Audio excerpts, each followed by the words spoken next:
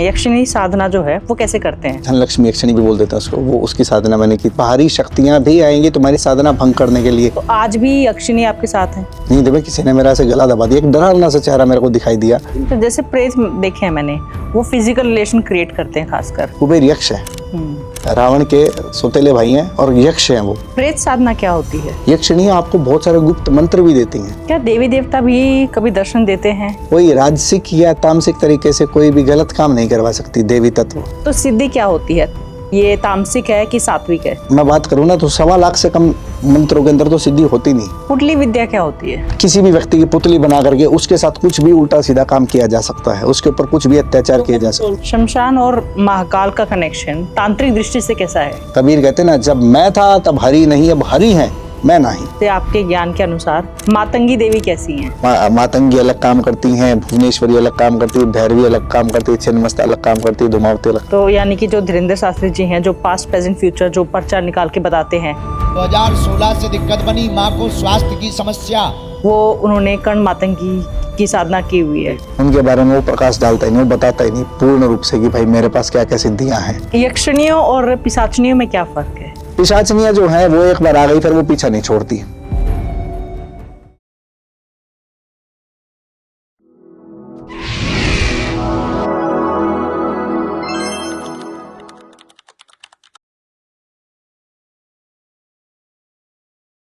जय माता दी। जय माता दी। कैसे हैं आप? बहुत बढ़िया जी, आप बताएं। बहुत बढ़िया। आपका जो इतनी यंग एज में इस तरफ स्पिरिचुअलिटी की तरफ, क्योंकि लोग इस एज में अपना करियर बनाते हैं, बहुत सारे एम्स होते हैं, हाँ जी। आपने इस तरफ कैसे आप डाइवर्ट हुई? इसके पीछे मैं तो यही बोलना चाहूंगा कि शायद मेरी इच्छा नहीं थी, शायद ब्रह्म की इच्छा थी, प्रभु की इच्छा थी। बचपन से एक जिज्ञासा थी, कहीं ना कहीं एक जोत थी अंदर, एक कहीं ना कहीं एक बीज था जो धीरे धीरे पौधा बना, उसके बाद वृक्ष बना। मैं जब जितना मुझे याद आ रहा, बचपन में मैं शायद 6 या 7th क्लास में था, उस समय हॉकी खेला करता था और उस समय से ही मेरा रुझान था स्पिरिचुअलिटी की तरफ। और स्पिरिचुअलिटी की तरफ रुझान जो था, तो उस समय पे हमें किसी ने गीता, श्रीमद् भगवत गीता भेंट दी थी। अब मैं ब्राह्मण परिवार से हूँ बेसिकली, तो आपस में ऐसा ही कोई जो कुछ पूजा पाठ पद्धति है किसी उपलक्ष्य में हम चले गए, तो ऐसे गीता भेंट में मिली थी, है ना। तो वो गीता हमारे घर पे रखी थी। मैंने कहा कि यार ये पढ़ना शुरू करते हैं। वो 6-7th क्लास की बात है, 8th क्लास की बात होगी ज़्यादा से ज़्यादा। उस समय पे मैंने गीता के 18 अध्याय पढ़ दिए थे बचपन में। हालांकि बच्चा था, वो तो एक जिज्ञासा थी केवल, है ना। तो मीनिंग तो समझ में आया नहीं खास, सच्चाई तो यही है। लेकिन कहीं ना कहीं आज रिकॉग्नाइज करता हूँ, रिमेंबर करता हूँ वो बात को, तो याद आता है कि हाँ, बचपन से कुछ ऐसे गुण थे। धीरे धीरे धीरे धीरे जिज्ञासा बढ़ी, साथ साथ भाव था, भक्ति भाव था। बचपन में परिवार के साथ ये जो राजस्थान में सालासर मंदिर है, खाटू श्याम मंदिर है, वहाँ जाया करते थे। प्रेम भाव था श्याम बाबा से, हनुमान जी से, सबसे, महादेव से, है ना। तो वो करते रहे, करते करते करते फिर वही आम इंसान की जो ज़िंदगी होती है, वैसे मैंने भी पढ़ाई की, सब चीज़ें की, अच्छे बुरे सभी रास्तों से गुजरे, सारे जीवन के नैतिक अनैतिक सब चीज़ें देखी जीवन में। वो करते करते करते करते शिक्षा के साथ साथ मेरा कहीं ना कहीं स्पिरिचुअलिटी में एक इंटरेस्ट था। फिर थोड़ा सा एक्साइटमेंट होती थी, एक रुझान होता था कि ये जो सिद्ध किस्म के जो लोग हैं, बाबा लोग हैं, कि यार ये कैसे किसी के बारे में बता देते कि किसी का भूत भविष्य वर्तमान बता दिया इन्होंने, कैसे किसी व्यक्ति के बारे में बता दिया कि आप अभी यहाँ से आ रहे हैं, आप ये कर सकते हैं, ये अपॉर्चुनिटीज़ है। बेसिकली किस चीज़ पे केंद्रित हो रहा था मन? शक्ति पे, शक्ति अर्जित करने पे, पावर्स चाहिए यार। कि आम इंसान नहीं बनना। वो बचपन से बच्चों को दिखाते हैं ना, सुपरमैन दिखाते हैं, शक्तिमान दिखाते हैं, एवेंजर्स दिखाते हैं, बैटमैन होता है, तो कहीं ना कहीं कि यार ये नॉर्मल ह्यूमन नहीं है, सुपर ह्यूमंस है। तो वही दिमाग में थी एक बात कि कहीं ना कहीं कुछ सुपर नेचुरल पावर्स होनी चाहिए जो आम इंसान से अलग आपको बनाए। फिर ये होता है ना स्टूडेंट्स के अंदर भी, यार आपको पाम रीडिंग आती हो, पामिस्ट्री आती हो, भीड़ लग जाती है, यार मेरी हस्तरेखा देख दो, कोई बताओ यार। तो वो एक आकर्षण था इसके प्रति, है ना। तो आकर्षण के चलते चलते मैं चीज़ एक्सप्लोर करता गया, बुक्स मंगवाई, बुक्स पढ़ता रहता था, कभी पामिस्ट्री की, कभी थोड़ा बहुत अपना स्पिरिचुअलिटी की, कुछ योग की, कुछ साधनाओं की। फिर समय चलते चलते मेरे साथ जीवन में एक ऐसी घटना घटित हुई थी, उस घटना के बाद से मेरा स्पिरिचुअलिटी की तरफ ज़्यादा आकर्षण हो गया था। वो स्पिरिचुअलिटी भी क्या थी, शुरुआत मेरी हुई मतलब हनुमान चालीसा और बजरंग बाण पढ़ने से। मतलब मैं लिमिट ही नहीं है कि कितने हनुमान चालीसा और बजरंग बाण के पाठ किया करता था एक समय पे। बैठा अपना चुपचाप मस्त।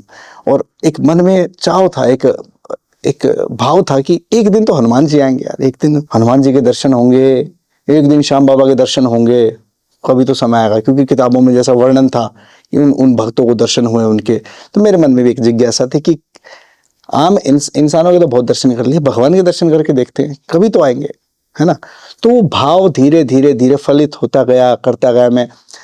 फिर माया है, मोह है, माया जो है वो खींचता है अपनी तरफ, तो शक्ति की तरफ मेरा आकर्षण हुआ, तो मैंने कहा कुछ शक्तियां अर्जित की जाए।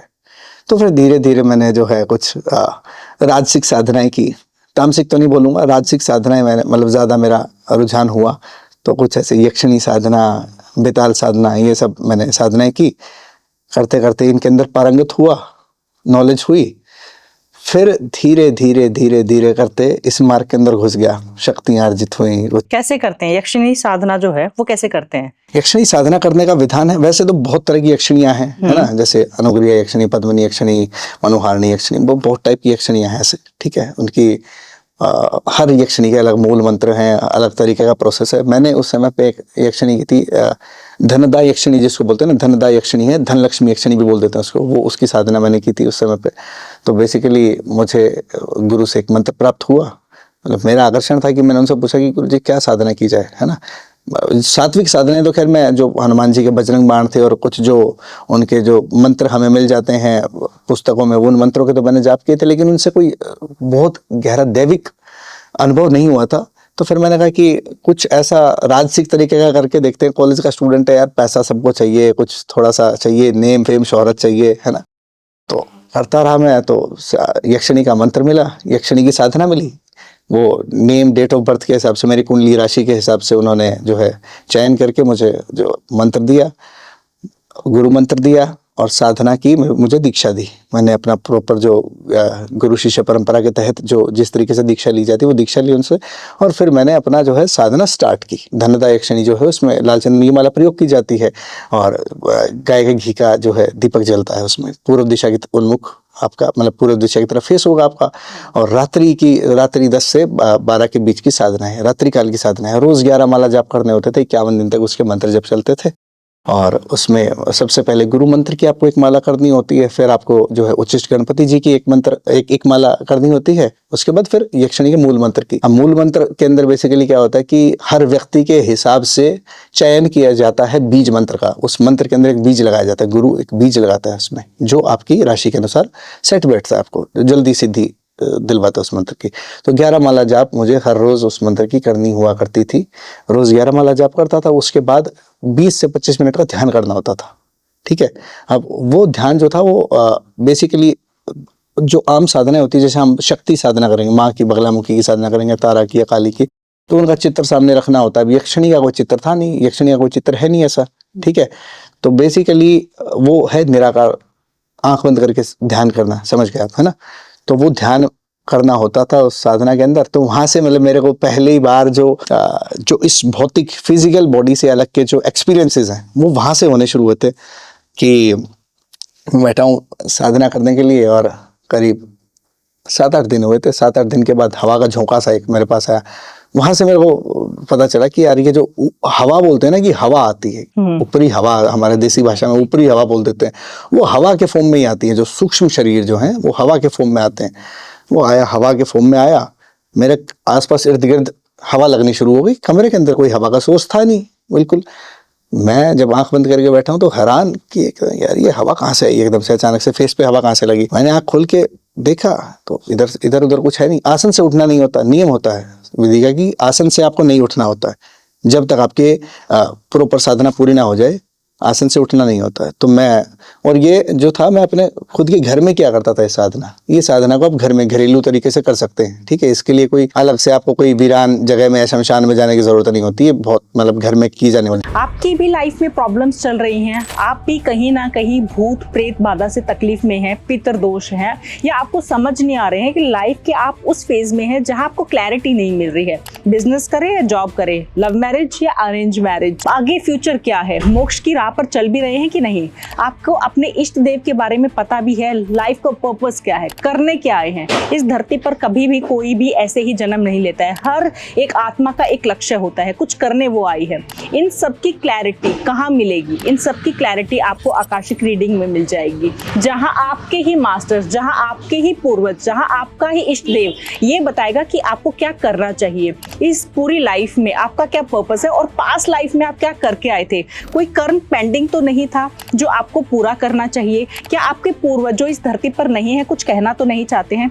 इन सारे सवालों के जवाब सिर्फ और सिर्फ आपको आकाशिक रीडिंग के सेशन में मिल जाएंगे। अगर आप भी अपनी रीडिंग करवाना चाहते हैं, आप भी क्लैरिटी चाहते हैं लाइफ को लेकर, तो नीचे दिए गए नंबर पर आप कॉन्टैक्ट कर सकते हैं, बुक कर सकते हैं अपना स्लॉट। तो अपने बारे में जानिए, क्लैरिटी लीजिए लाइफ में कि करना क्या है, सॉल्यूशंस पाइए अपने इष्ट देव से, अपने पूर्वजों से। जय माता दी। के रूल्स क्या क्या है, मतलब जैसे कि क्या क्या आपको पालन करने हैं? रूल्स इसके क्या है कि एक तो शराब मांसाहार का सेवन नहीं करना और ब्रह्मचर्य का पालन करना है ना। ओके, अनियन गार्लिक खा सकते हैं, अनियन गार्लिक लहसुन खा प्याज सकते खा हैं, सकते हाँ जी हैं। हाँ जी हाँ जी हाँ जी। मांसाहार का सेवन नहीं करना, अनियन गार्लिक खा सकते हैं और आपको शराब नहीं पीनी है, अल्कोहल नहीं का कंजप्शन नहीं करना है और ब्रह्मचर्य है ना, क्योंकि आपका जो वीर्य ऊर्जा है, जो हमारी जो प्राण ऊर्जा है, वही जा करके आपके इष्ट को साक्षात्कार उसका करवाती है ना, इसलिए ब्रह्मचर्य का पालन करना होता है।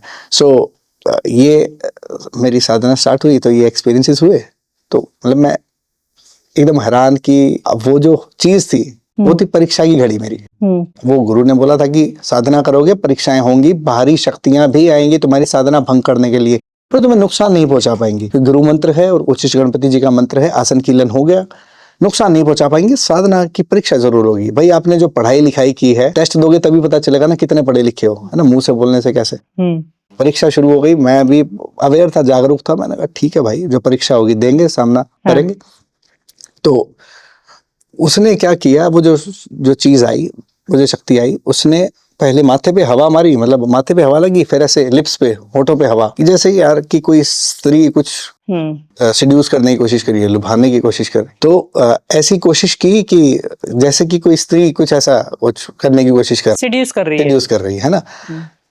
मैं अचानक हैरान, और इतना वो वेग था, इतना काम वेग पैदा हुआ, इतना काम वेग उत्पन्न हुआ शरीर के अंदर, और मैं सीरियसली कंफ्यूज था। लाइफ में पहली बार ऐसा था कि मेरे मस्तिष्क में तो कोई ऐसा विचार आया नहीं, मेरे माइंड में कोई लस्टफुल थॉट नहीं आया, मेरे माइंड में कोई ऐसा अलग गलत विचार नहीं है। मैं तो साधना कर रहा हूँ, मैं तो ध्यान की अवस्था में बैठा हूँ, मंत्र जप कर रहा हूँ, तो ये कैसे संभव है? मैं चुपचाप बैठ के देख रहा हूँ, खेल चल रहा है, मतलब ऐसा बॉडी के अंदर इवन की काम वेग पैदा हो गया, उत्पन्न हो गया शरीर में, लेकिन मैं हिला नहीं। गुरु का नियम था, डरना नहीं है और चुपचाप बैठे रहना है। तो ये सब हुआ, मेरा अपना ध्यान का समय मेरा पूरा हुआ, मैं आसन से उठा, ठीक है। फिर हर रोज ये घटना मेरे साथ घटित होनी शुरू हुई। एक दिन क्या हुआ कि मैं सो रहा हूँ, सोते सोते अचानक से नींद खुली, नींद में किसी ने जैसे मेरे को दबा दिया, नींद में किसी ने मेरा ऐसे गला दबा दिया, एक डरावना सा चेहरा मेरे को दिखाई दिया और उससे डर के मारे मेरी नींद खुल गई। उस दिन पहली बार मैंने फिजिकली आंखों से देखा कि चादर ऐसे दब रही है, एक चीज मेरे ऊपर चढ़ती आ रही थी, ऐसे चादर प्रेस हो रही है, प्रॉपर पतली सी चादर थी, सफेद रंग की चादर उड़ के सोया करता था मैं, वो चादर ऐसे प्रेस हुई। मैंने कहा यार ये हो क्या रहा है भाई, ये तो डर तो स्वाभाविक सी बात है, हर एक इंसान डरेगा। डर तो भूत प्रेतों का तो वो सबकॉन्शियसली बचपन से डरा दिया जाता है हर एक इंसान को कि भाई भूत प्रेत भूत प्रेत भूत प्रेत, तो डर लगेगा, स्वाभाविक सी बात है। मैंने गुरु को संदेश लिखा कि गुरु जी ऐसे ऐसे बात हो रही है, बोले घबराओ मत, हार्म नहीं कर पाएगी। एक कॉन्फिडेंस मिल जाता है कि हाँ भाई गुरु ने बोल दिया तो ठीक है, नुकसान नहीं होगा, चलो फिर अब जो भी आप देख लेंगे, पार करते हैं हर्डल्स। तो वो निरंतर मेरे साथ यही घटना होती थी। उस तत्व ने, जो वो एंटिटी थी, उसने मुझे पूरे, अब 51 दिन तक वो मंत्र जाप चले और 55वें दिन उसका दशांश समन करना था मंत्र साधना का। 51 दिन तक मैंने मंत्र जाप किए, पूरे 51 दिन तक वो चीज ने मुझे पूरा खूब सेड्यूस करने की कोशिश की, है ना, कि ब्रह्मचर्य खंडित हो जाए किसी तरीके से। लेकिन मैं अपना नियम का पक्का था, मैंने अपने आप को नियंत्रण करके रखा पूरा कि कोई ऐसा विचार, अलग गलत विचार आना ही नहीं है साधना के अंदर। तो वो मैंने किया, वो करके उसके बाद फिर मैंने, मतलब 51 दिन का मंत्र जाप करने के बाद फिर मैंने उसका हवन किया, अपने घर के अंदर ही हवन मैंने बैठ के किया, तो हवन भी संपन्न हुआ।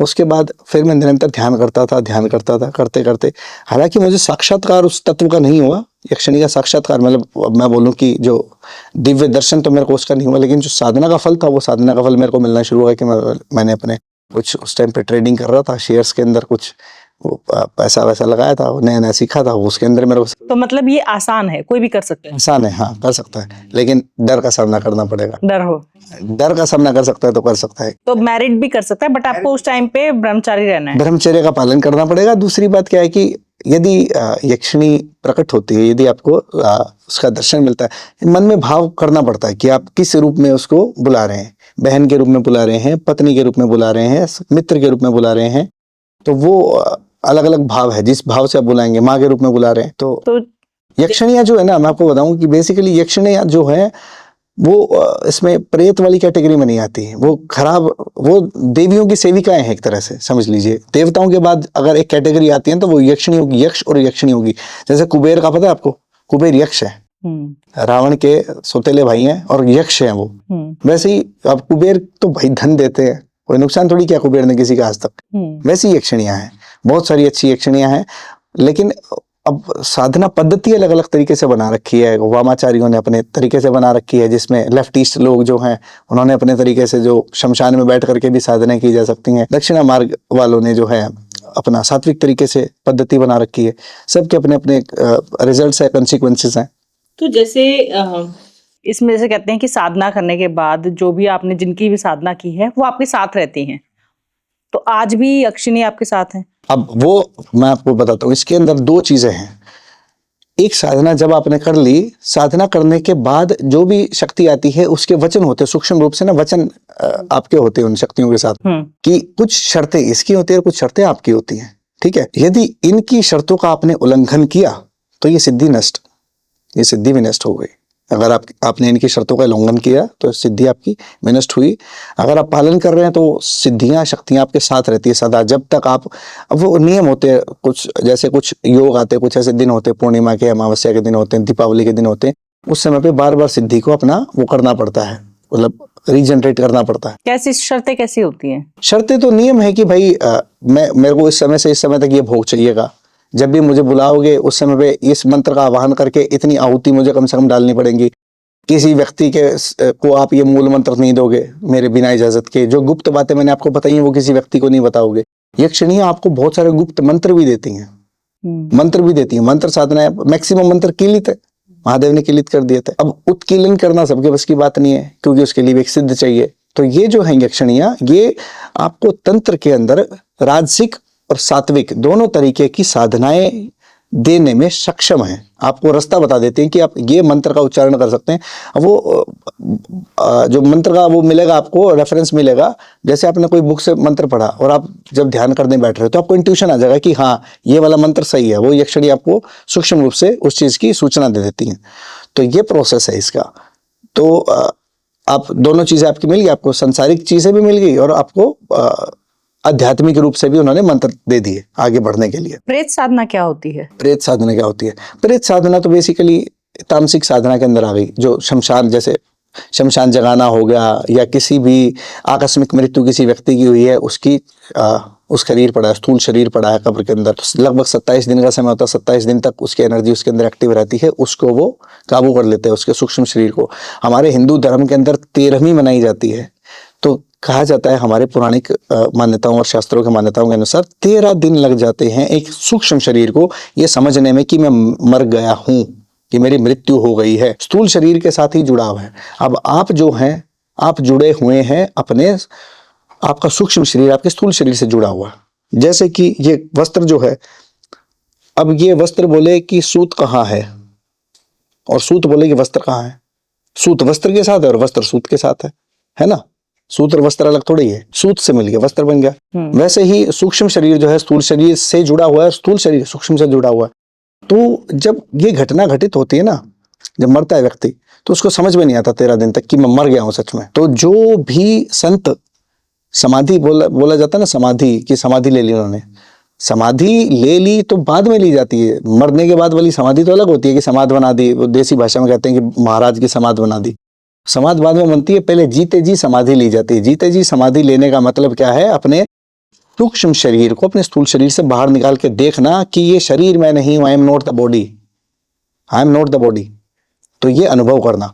सो बेसिकली जो प्रेत का जो हम कॉन्सेप्ट लेके आ रहे थे, प्रेत को साध लिया एक तांत्रिक ने कुछ मंत्रों के द्वारा, कुछ बड़ी उग्र शक्ति के द्वारा, जिसके अंदर ये उग्र शक्तियां, अब जैसे शमशान के अंदर जाकर के कोई उग्र शक्ति का आवाहन करना है तो इसमें कपाल साधना होती है, जैसे एक मुर्दे के कपाल के अंदर शराब डाल के और कुछ विधिवत तरीके से उसके द्वारा आसपास की जो आकस्मिक मृत्यु वाली जो डेड बॉडीज है उनकी चेतना को काबू कर लेना। ठीक है, एक तो प्रोसेस ये हो गया। उसके बाद जैसे प्रॉपर शमशान जगाने की विधि है, मैंने एक दो पॉडकास्ट में बताई है प्रॉपर।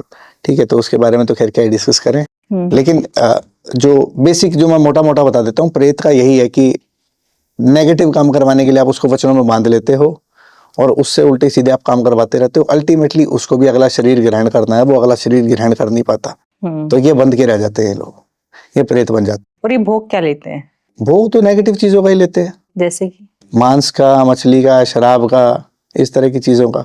वो अब साधक के ऊपर डिपेंड है कि वो वामाचार पद्धति वाला है या दक्षिणा मार्ग पद्धति वाला है। दक्षिणा मार्ग वाला तो व्यक्ति प्रेतों को सिद्ध करता ही नहीं है, जो सात्विक है वो प्रेतों को सिद्ध नहीं करता। तो ये जो तामसिक वाले जो मार्ग के लोग हैं, ये लोग प्रेतों को सिद्ध करते हैं। और ये शराब की, सिगरेट की, तंबाकू की, पान की, इस तरह की तो जैसे प्रेत देखे हैं मैंने, वो फिजिकल रिलेशन क्रिएट करते हैं खासकर। हाँ जी, मतलब कर देते हैं, हाँ, तो ये मतलब उनको कह के भेजा जाता है कि तुम अपना भोग वैसे लेना, ये क्या होता है? स्त्रियों के ऊपर भी बिल्कुल बहुत सारे ऐसे प्रेत होते हैं। मेरे पास बहुत सारे केसेस आते हैं। एक केस आया था मेरे पास, एक लड़की थी, उसके साथ मतलब उसके बॉडी के ऊपर मार्क्स से ही बन की। रात को जब वो सोती है तो उसको लगता है कि मतलब उसके गुप्तांगों से प्रवेश कर रही है कोई चीज, है ना। वो महिला मुझे खुद बता रही है कि मतलब ऐसा मेरे को लगता है कि जैसे कोई मेरे साथ कुछ ऐसे गलत क्रिया करने की कोशिश कर रहा है। नींद में है, स्वप्न अवस्था के अंदर है तब भी, और जब जागृत हैं तब भी ऐसा, मतलब उनको इतना आवाजें आ रही हैं, उनको अलग अलग तरह की आवाजें आ रही हैं। अब कोई आम इंसान को अगर वो समझा रही है तो आम इंसान तो उसको बोल रहा है कि तू पागल है, मतलब ऐसा कुछ होता ही नहीं। जिसने जो देखा ही नहीं, फॉर एग्जाम्पल कि अब मेरा पेट में दर्द हो जाए बाई चांस, है ना, और आपको जीवन में कभी पेट में दर्द हुआ ना हो, मैं बोलूँगी जी मेरे पेट में दर्द हो रहा है, बहुत जोर से पेट में दर्द हो रहा है। आप एक बार तो हैरान होंगे, आप कंफ्यूज होंगे कि यार पेट दर्द सच में होता भी है कि नहीं होता, क्योंकि आपको तो हुआ नहीं, आपके अनुभव में नहीं आया। तो आप तो शक संदेह की नजर से देखोगे, लेकिन कहीं ना कहीं थोड़ा सा वो उसके भाव से करेंगे ना कि यार विनम्र भाव होके आप बोलेंगे कि शायद होता होगा, ठीक है, परेशान है बेचारा तो कहीं ना कहीं कुछ होता होगा, लेकिन आप उसकी स्वीकृति नहीं दे पाएंगे पूरी, है ना। तो वैसे ही इन लोगों के साथ होता है। ये लोग बेचारे बताने की कोशिश करते हैं किसी किसी को, अल्टीमेटली अगर एक दो को बताते हैं, एक दो लोग बोलते हैं तो पागल है, तेरे दिमाग में वहम है, ये बेचारे चुप हो जाते हैं, फिर ये हद से ज्यादा डिप्रेशन में चले जाते हैं और इनके साथ घटनाएं घटित होती है। बहुत सारे लोग ऐसे अपने आप को खत्म भी कर लेते हैं घबराहट में। बहुत सारे ऐसे लोग हैं जिनके सुसाइडल थॉट आने शुरू हो जाते हैं, डर लगना शुरू हो जाता है। मेरे पास एक वो केस आया था कि एक किसी व्यक्ति ने, मतलब उसी का एक चाहने वाला तथाकथित प्रेमी पुराना, उसने वो लड़की ने एग्री किया नहीं कि भाई मैं तेरे साथ आगे रिलेशनशिप में नहीं रहना चाहती। अब उसने किसी व्यक्ति से तंत्र क्रिया करवा के उस लड़की के साथ ऐसी ऐसी गलत एक्टिविटीज करवाना शुरू कर दी। वो लड़की इतने समय से परेशान थी, करीब 2.5-3 साल हो गए। अब उसको समझ में आ नहीं रहा कि यार हो कैसे रहा है, किसने करवाया मेरे ऊपर ये, और ये क्या चीज एकदम से मेरे पास आ गई। क्योंकि जो नई घटना घटित हुई है जिसके बारे में आज तक आपको पता ही नहीं था, पढ़ने लिखने वाले बच्चों को क्या पता भूत प्रेत क्या, तो उसके साथ ये घटना घट रही है। वो सपने में हर रोज डर रही है, उसकी आंखों के नीचे ऐसे डार्क सर्कल आ गए, स्किन खराब हो गई, स्किन पैकने अकने। सुंदर सी लड़की थी, उसने अपनी पुरानी फोटोज दिखाई, तो मैं तो देखते ही समझ गया था कि क्या चीज काम कर रही है। तो फिर उसको लगाए जूते, फिर जो चीज भेज रखी थी, फिर उसका इलाज किया। अब लड़की बढ़िया स्वस्थ है अच्छे से। क्या देवी देवता भी कभी दर्शन देते हैं या कुछ ऐसे अलग होते हैं एक्सपीरियंस? देखिए मैं बताता हूँ देवी देवता का दर्शन क्या है। देवी देवता जो है सूक्ष्म रूप से ही दर्शन दे सकते हैं, या फिर आप कह लीजिए कि उनकी कृपा मिल जाती है, स्थूल रूप से भी मिल जाती है। मतलब आपने किसी देवी की सिद्धि की, आपने किसी भी देवता की सिद्धि की, उनका आशीर्वाद मिला, आप किसी अवस्था के अंदर, आप किसी परिस्थिति के अंदर फंसे हुए हैं, ठीक है। आपको बताता हूँ कि मैं जब बटू भैरव जी की पूजा उपासना किया करता था, मतलब किया करते तो खैर अभी भी ठीक, तो उस समय पे क्या हुआ कि एक बार मैं कहीं पे किसी ऐसी जगह पे जा रहा था, वहां पे कुछ ऐसे लुटेरे किस्म के लोग आ गए, है ना। मेरे को शक हुआ, मेरे को डाउट हुआ कि यार ये कुछ, अकेला ही निकल रहा था मैं वहां से, और मेरे को डाउट हुआ कि वो इस तरीके से देख रहे थे कि भाई ये लूटेंगे। थोड़ा सा आगे चला मैं, 2 लड़के और खड़े थे, वो भी मेरे को संदेशी नजर से देख रहे थे, है ना। तो मेरे पास उस समय पे मतलब मोबाइल फोन्स थे और अपना वॉलेट था, 1-2 चीजें और थी। मैं अकेला था, वो 3-4 लोग थे। मैंने कहा यार ये एक संदेश तो पैदा हुआ। उस समय पे मैंने याद किया बटुक भैरव महाराज को। और आप हैरान होंगे कि अब लोग तो बोलेंगे कि भाई ठीक है, चमत्कार होते कि नहीं होते।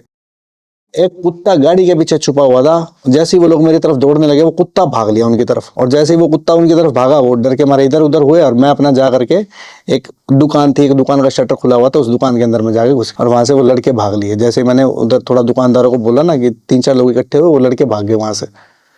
मैंने कहा देखो सूक्ष्म रूप से भी आ गए और वो कुत्ते के रूप में आ गए, मतलब उस कुत्ते को भेज दिया महाराज ने मदद के लिए। तो इस तरीके से अब देखने वाले की दृष्टि है, मेरी दृष्टि तो ये देखती है भाई महाराज ने भेजा है ना।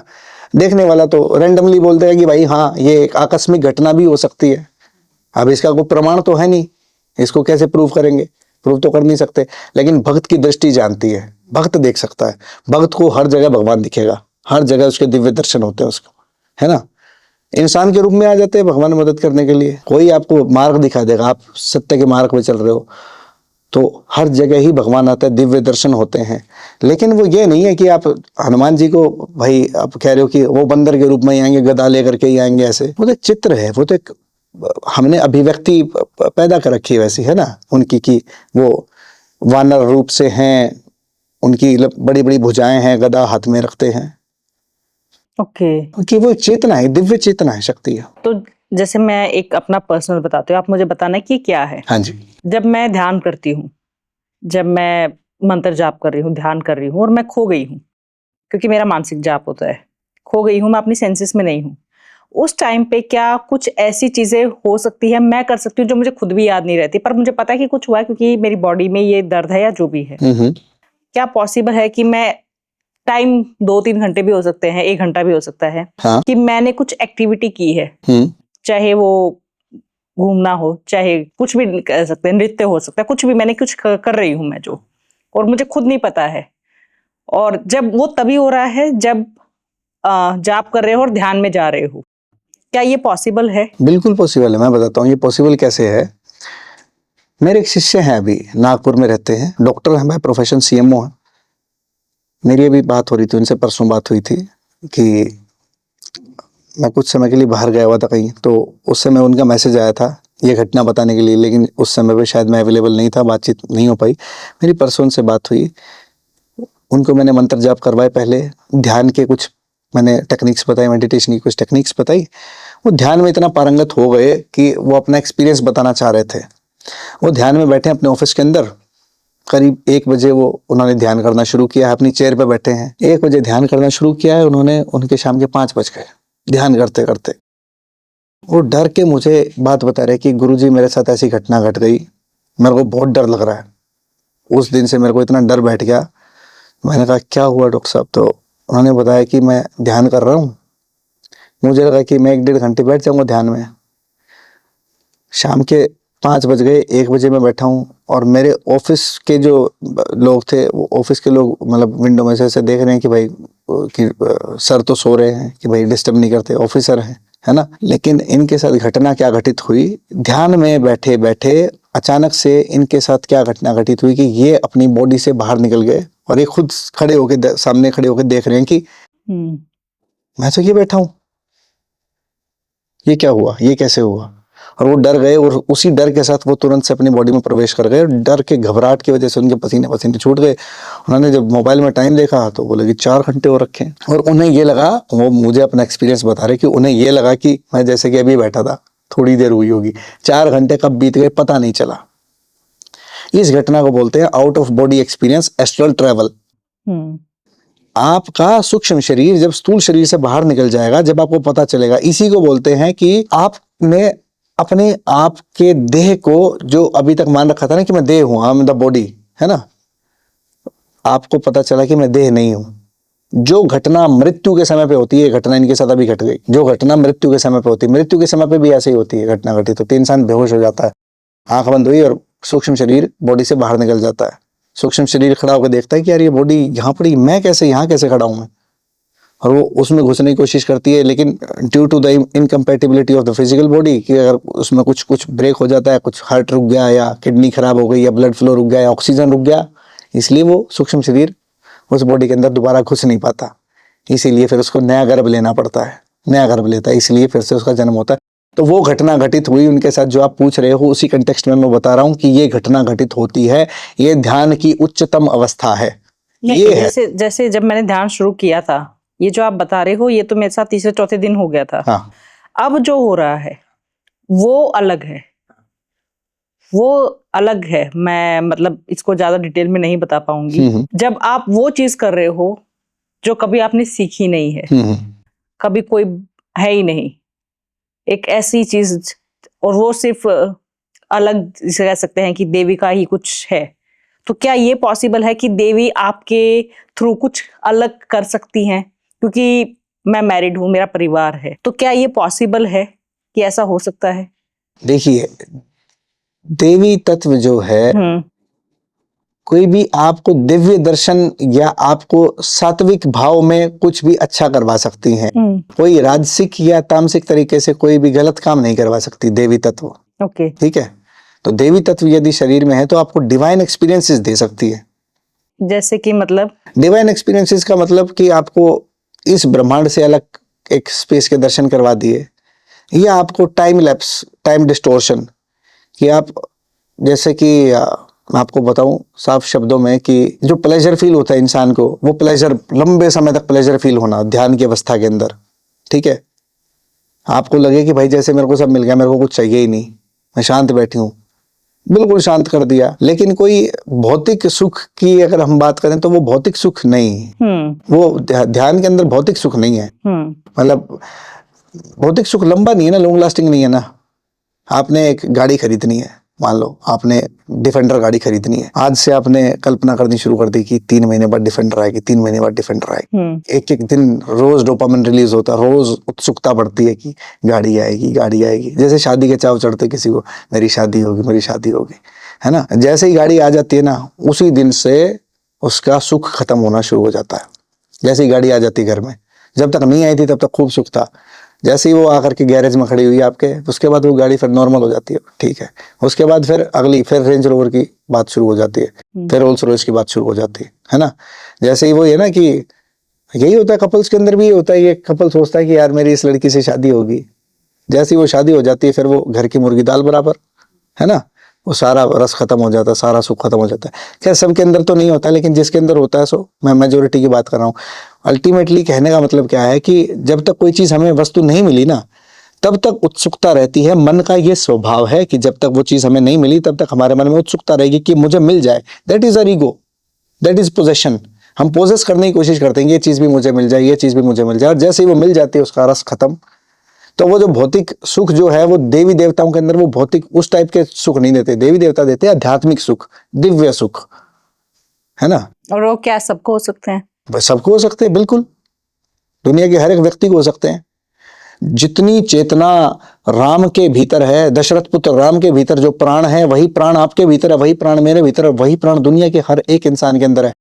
जो देवकी के पुत्र कृष्ण के अंदर जो प्राण है, जो सांस वो ले रहे हैं, जो हवा वो इनहेल कर रहे हैं, जो जल वो पी रहे हैं, वही जल हम सब पी रहे हैं। हम भी उन्हीं 5 तत्वों से बने हैं, हम भी उन्हीं 5 तत्वों से बने हैं। भगवान कृष्ण ने बोला ना कि भाई कि इन कौरवों के अंदर भी मैं हूं, पांडवों के अंदर भी मैं हूं। वो किस मैं की बात कर रहे हैं? वो उस तत्व की बात कर रहे हैं, परम तत्व की, ब्रह्म की बात कर रहे हैं। सो वो हमारे अंदर भी है। वो दिव्य अनुभव जो भगवान कृष्ण कर सकते हैं, वो हम भी कर सकते हैं। लेकिन लोग फंसे पड़े हैं अपने माया के अंदर, वो भगवान कृष्ण की ही माया के अंदर फंसे पड़े, जानना ही नहीं चाह रहे। जिसको जिज्ञासा हुई है वो उस ब्रह्म तक पहुंचा है, वो परमात्मा तक पहुंचा है। हर एक बात साक्ष्य है, इस बात का प्रमाण है। कितने सारे लोग हुए, मीरा ले लो, कबीरदास ले लो, रविदास ले लो, बुद्ध ले लो, नानक ले लो, जीसस ले लो, सब लोगों ने पाया है, इसी मानव शरीर के अंदर ही तो पाया है ना। तो पॉसिबल सबके लिए। तो जो ज्यादा भक्ति करते हैं या कुछ साधनाएं करते हैं, तो सिद्धि क्या होती है? ये तामसिक है कि सात्विक है? नहीं, सिद्धि बेसिकली क्या है मैं बताता हूँ। सबसे पहले सिद्धि होती है खुद की। सिद्ध किसको कहा जाता है? जिसने खुद की इंद्रियों को काबू कर लिया। वो सिद्धि 99.9% लोगों के पास नहीं है। वो कोई हजारों साल में कोई एक होता है जो अपनी इंद्रियों पे काबू कर ले, जो अपने हर एक चीज को काबू कर ले। आपको मैं बताऊं डेप्थ में, देवी देवताओं के दर्शन हो जाएंगे, ठीक है, देवी देवताओं तक आप सीमित रह जाओगे, लेकिन उससे भी ऊपर है परमात्मा। परमात्मा उससे भी ऊपर है, आत्मा का परम तप स्वरूप, परम आत्मा। देवी देवताओं तक आप पहुंच गए, देवी देवताओं की कृपा दृष्टि मिल गई, मांग क्या रहे हो आप उनसे? मांग तो वही भौतिक वस्तुएं रहे हो, है ना, कि मेरे को गाड़ी मिल जाए, मेरे को अच्छी नौकरी मिल जाए, भगवान कृपा दृष्टि बनाए रखना, मेरे इस बार संतान में बेटा हो जाए, बेटी ना हो, मेरी बेटी की अच्छी शादी हो जाए, मेरे बेटे की अच्छी नौकरी लग जाए। मांग क्या रहे हम उनसे? देवी देवता मिल भी गए तो हुआ क्या, असर क्या पड़ा उसका?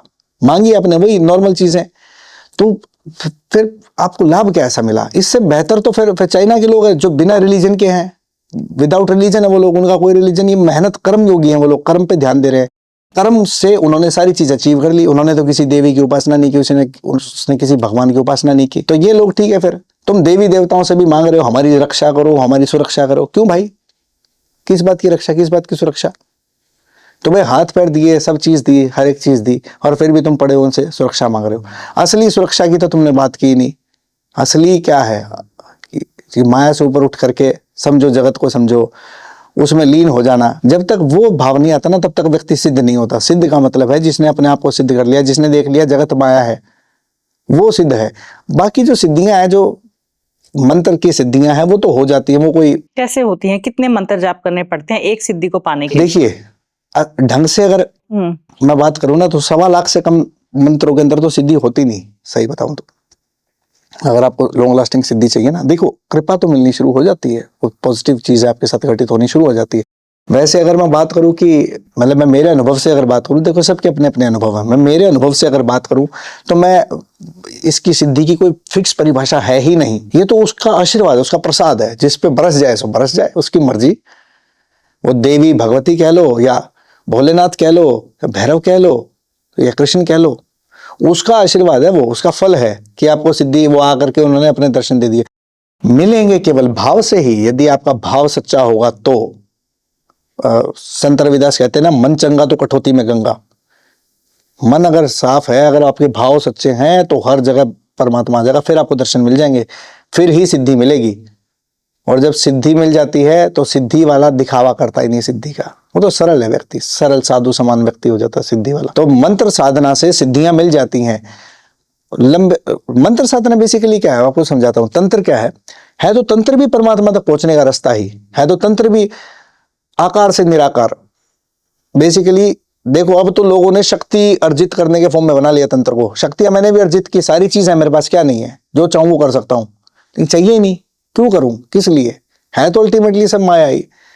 जब जिसने भगवान को पा लिया, जो भगवान के साथ है, फिर तो उसकी मर्जी है, जो जैसे वो चलाए हम चलेंगे।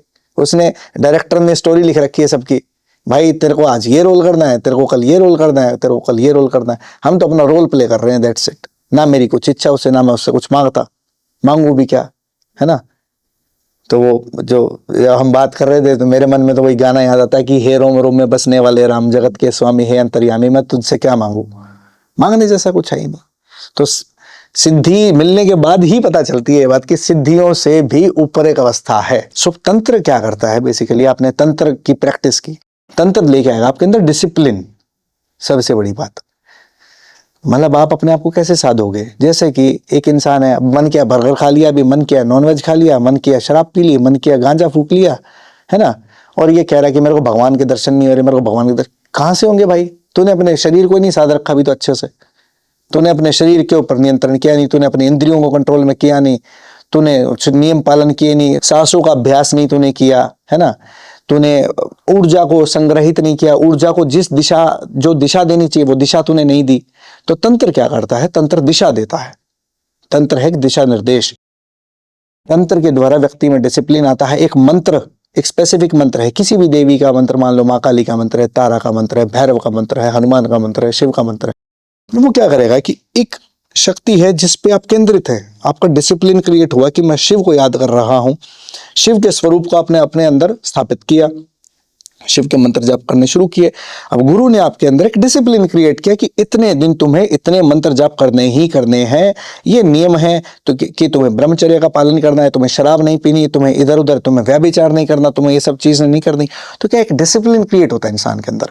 जब डिसिप्लिन क्रिएट होता है तो ऊर्जा जो मूलाधार में बैठी हुई है, वो मूलाधार की ऊर्जा ऊपर उठनी शुरू करती है। मंत्र जाप क्या है?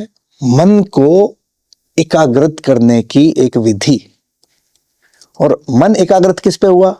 जिस शक्ति को आपने याद किया, मन उस पे एकाग्रत हुआ। ठीक है, तो मन ने चिंतन किया शिव जी का, तो शिव के दर्शन हुए, शिव की ऊर्जा से जुड़े। मन ने चिंतन किया माँ काली का, तो माँ काली के दर्शन हुए।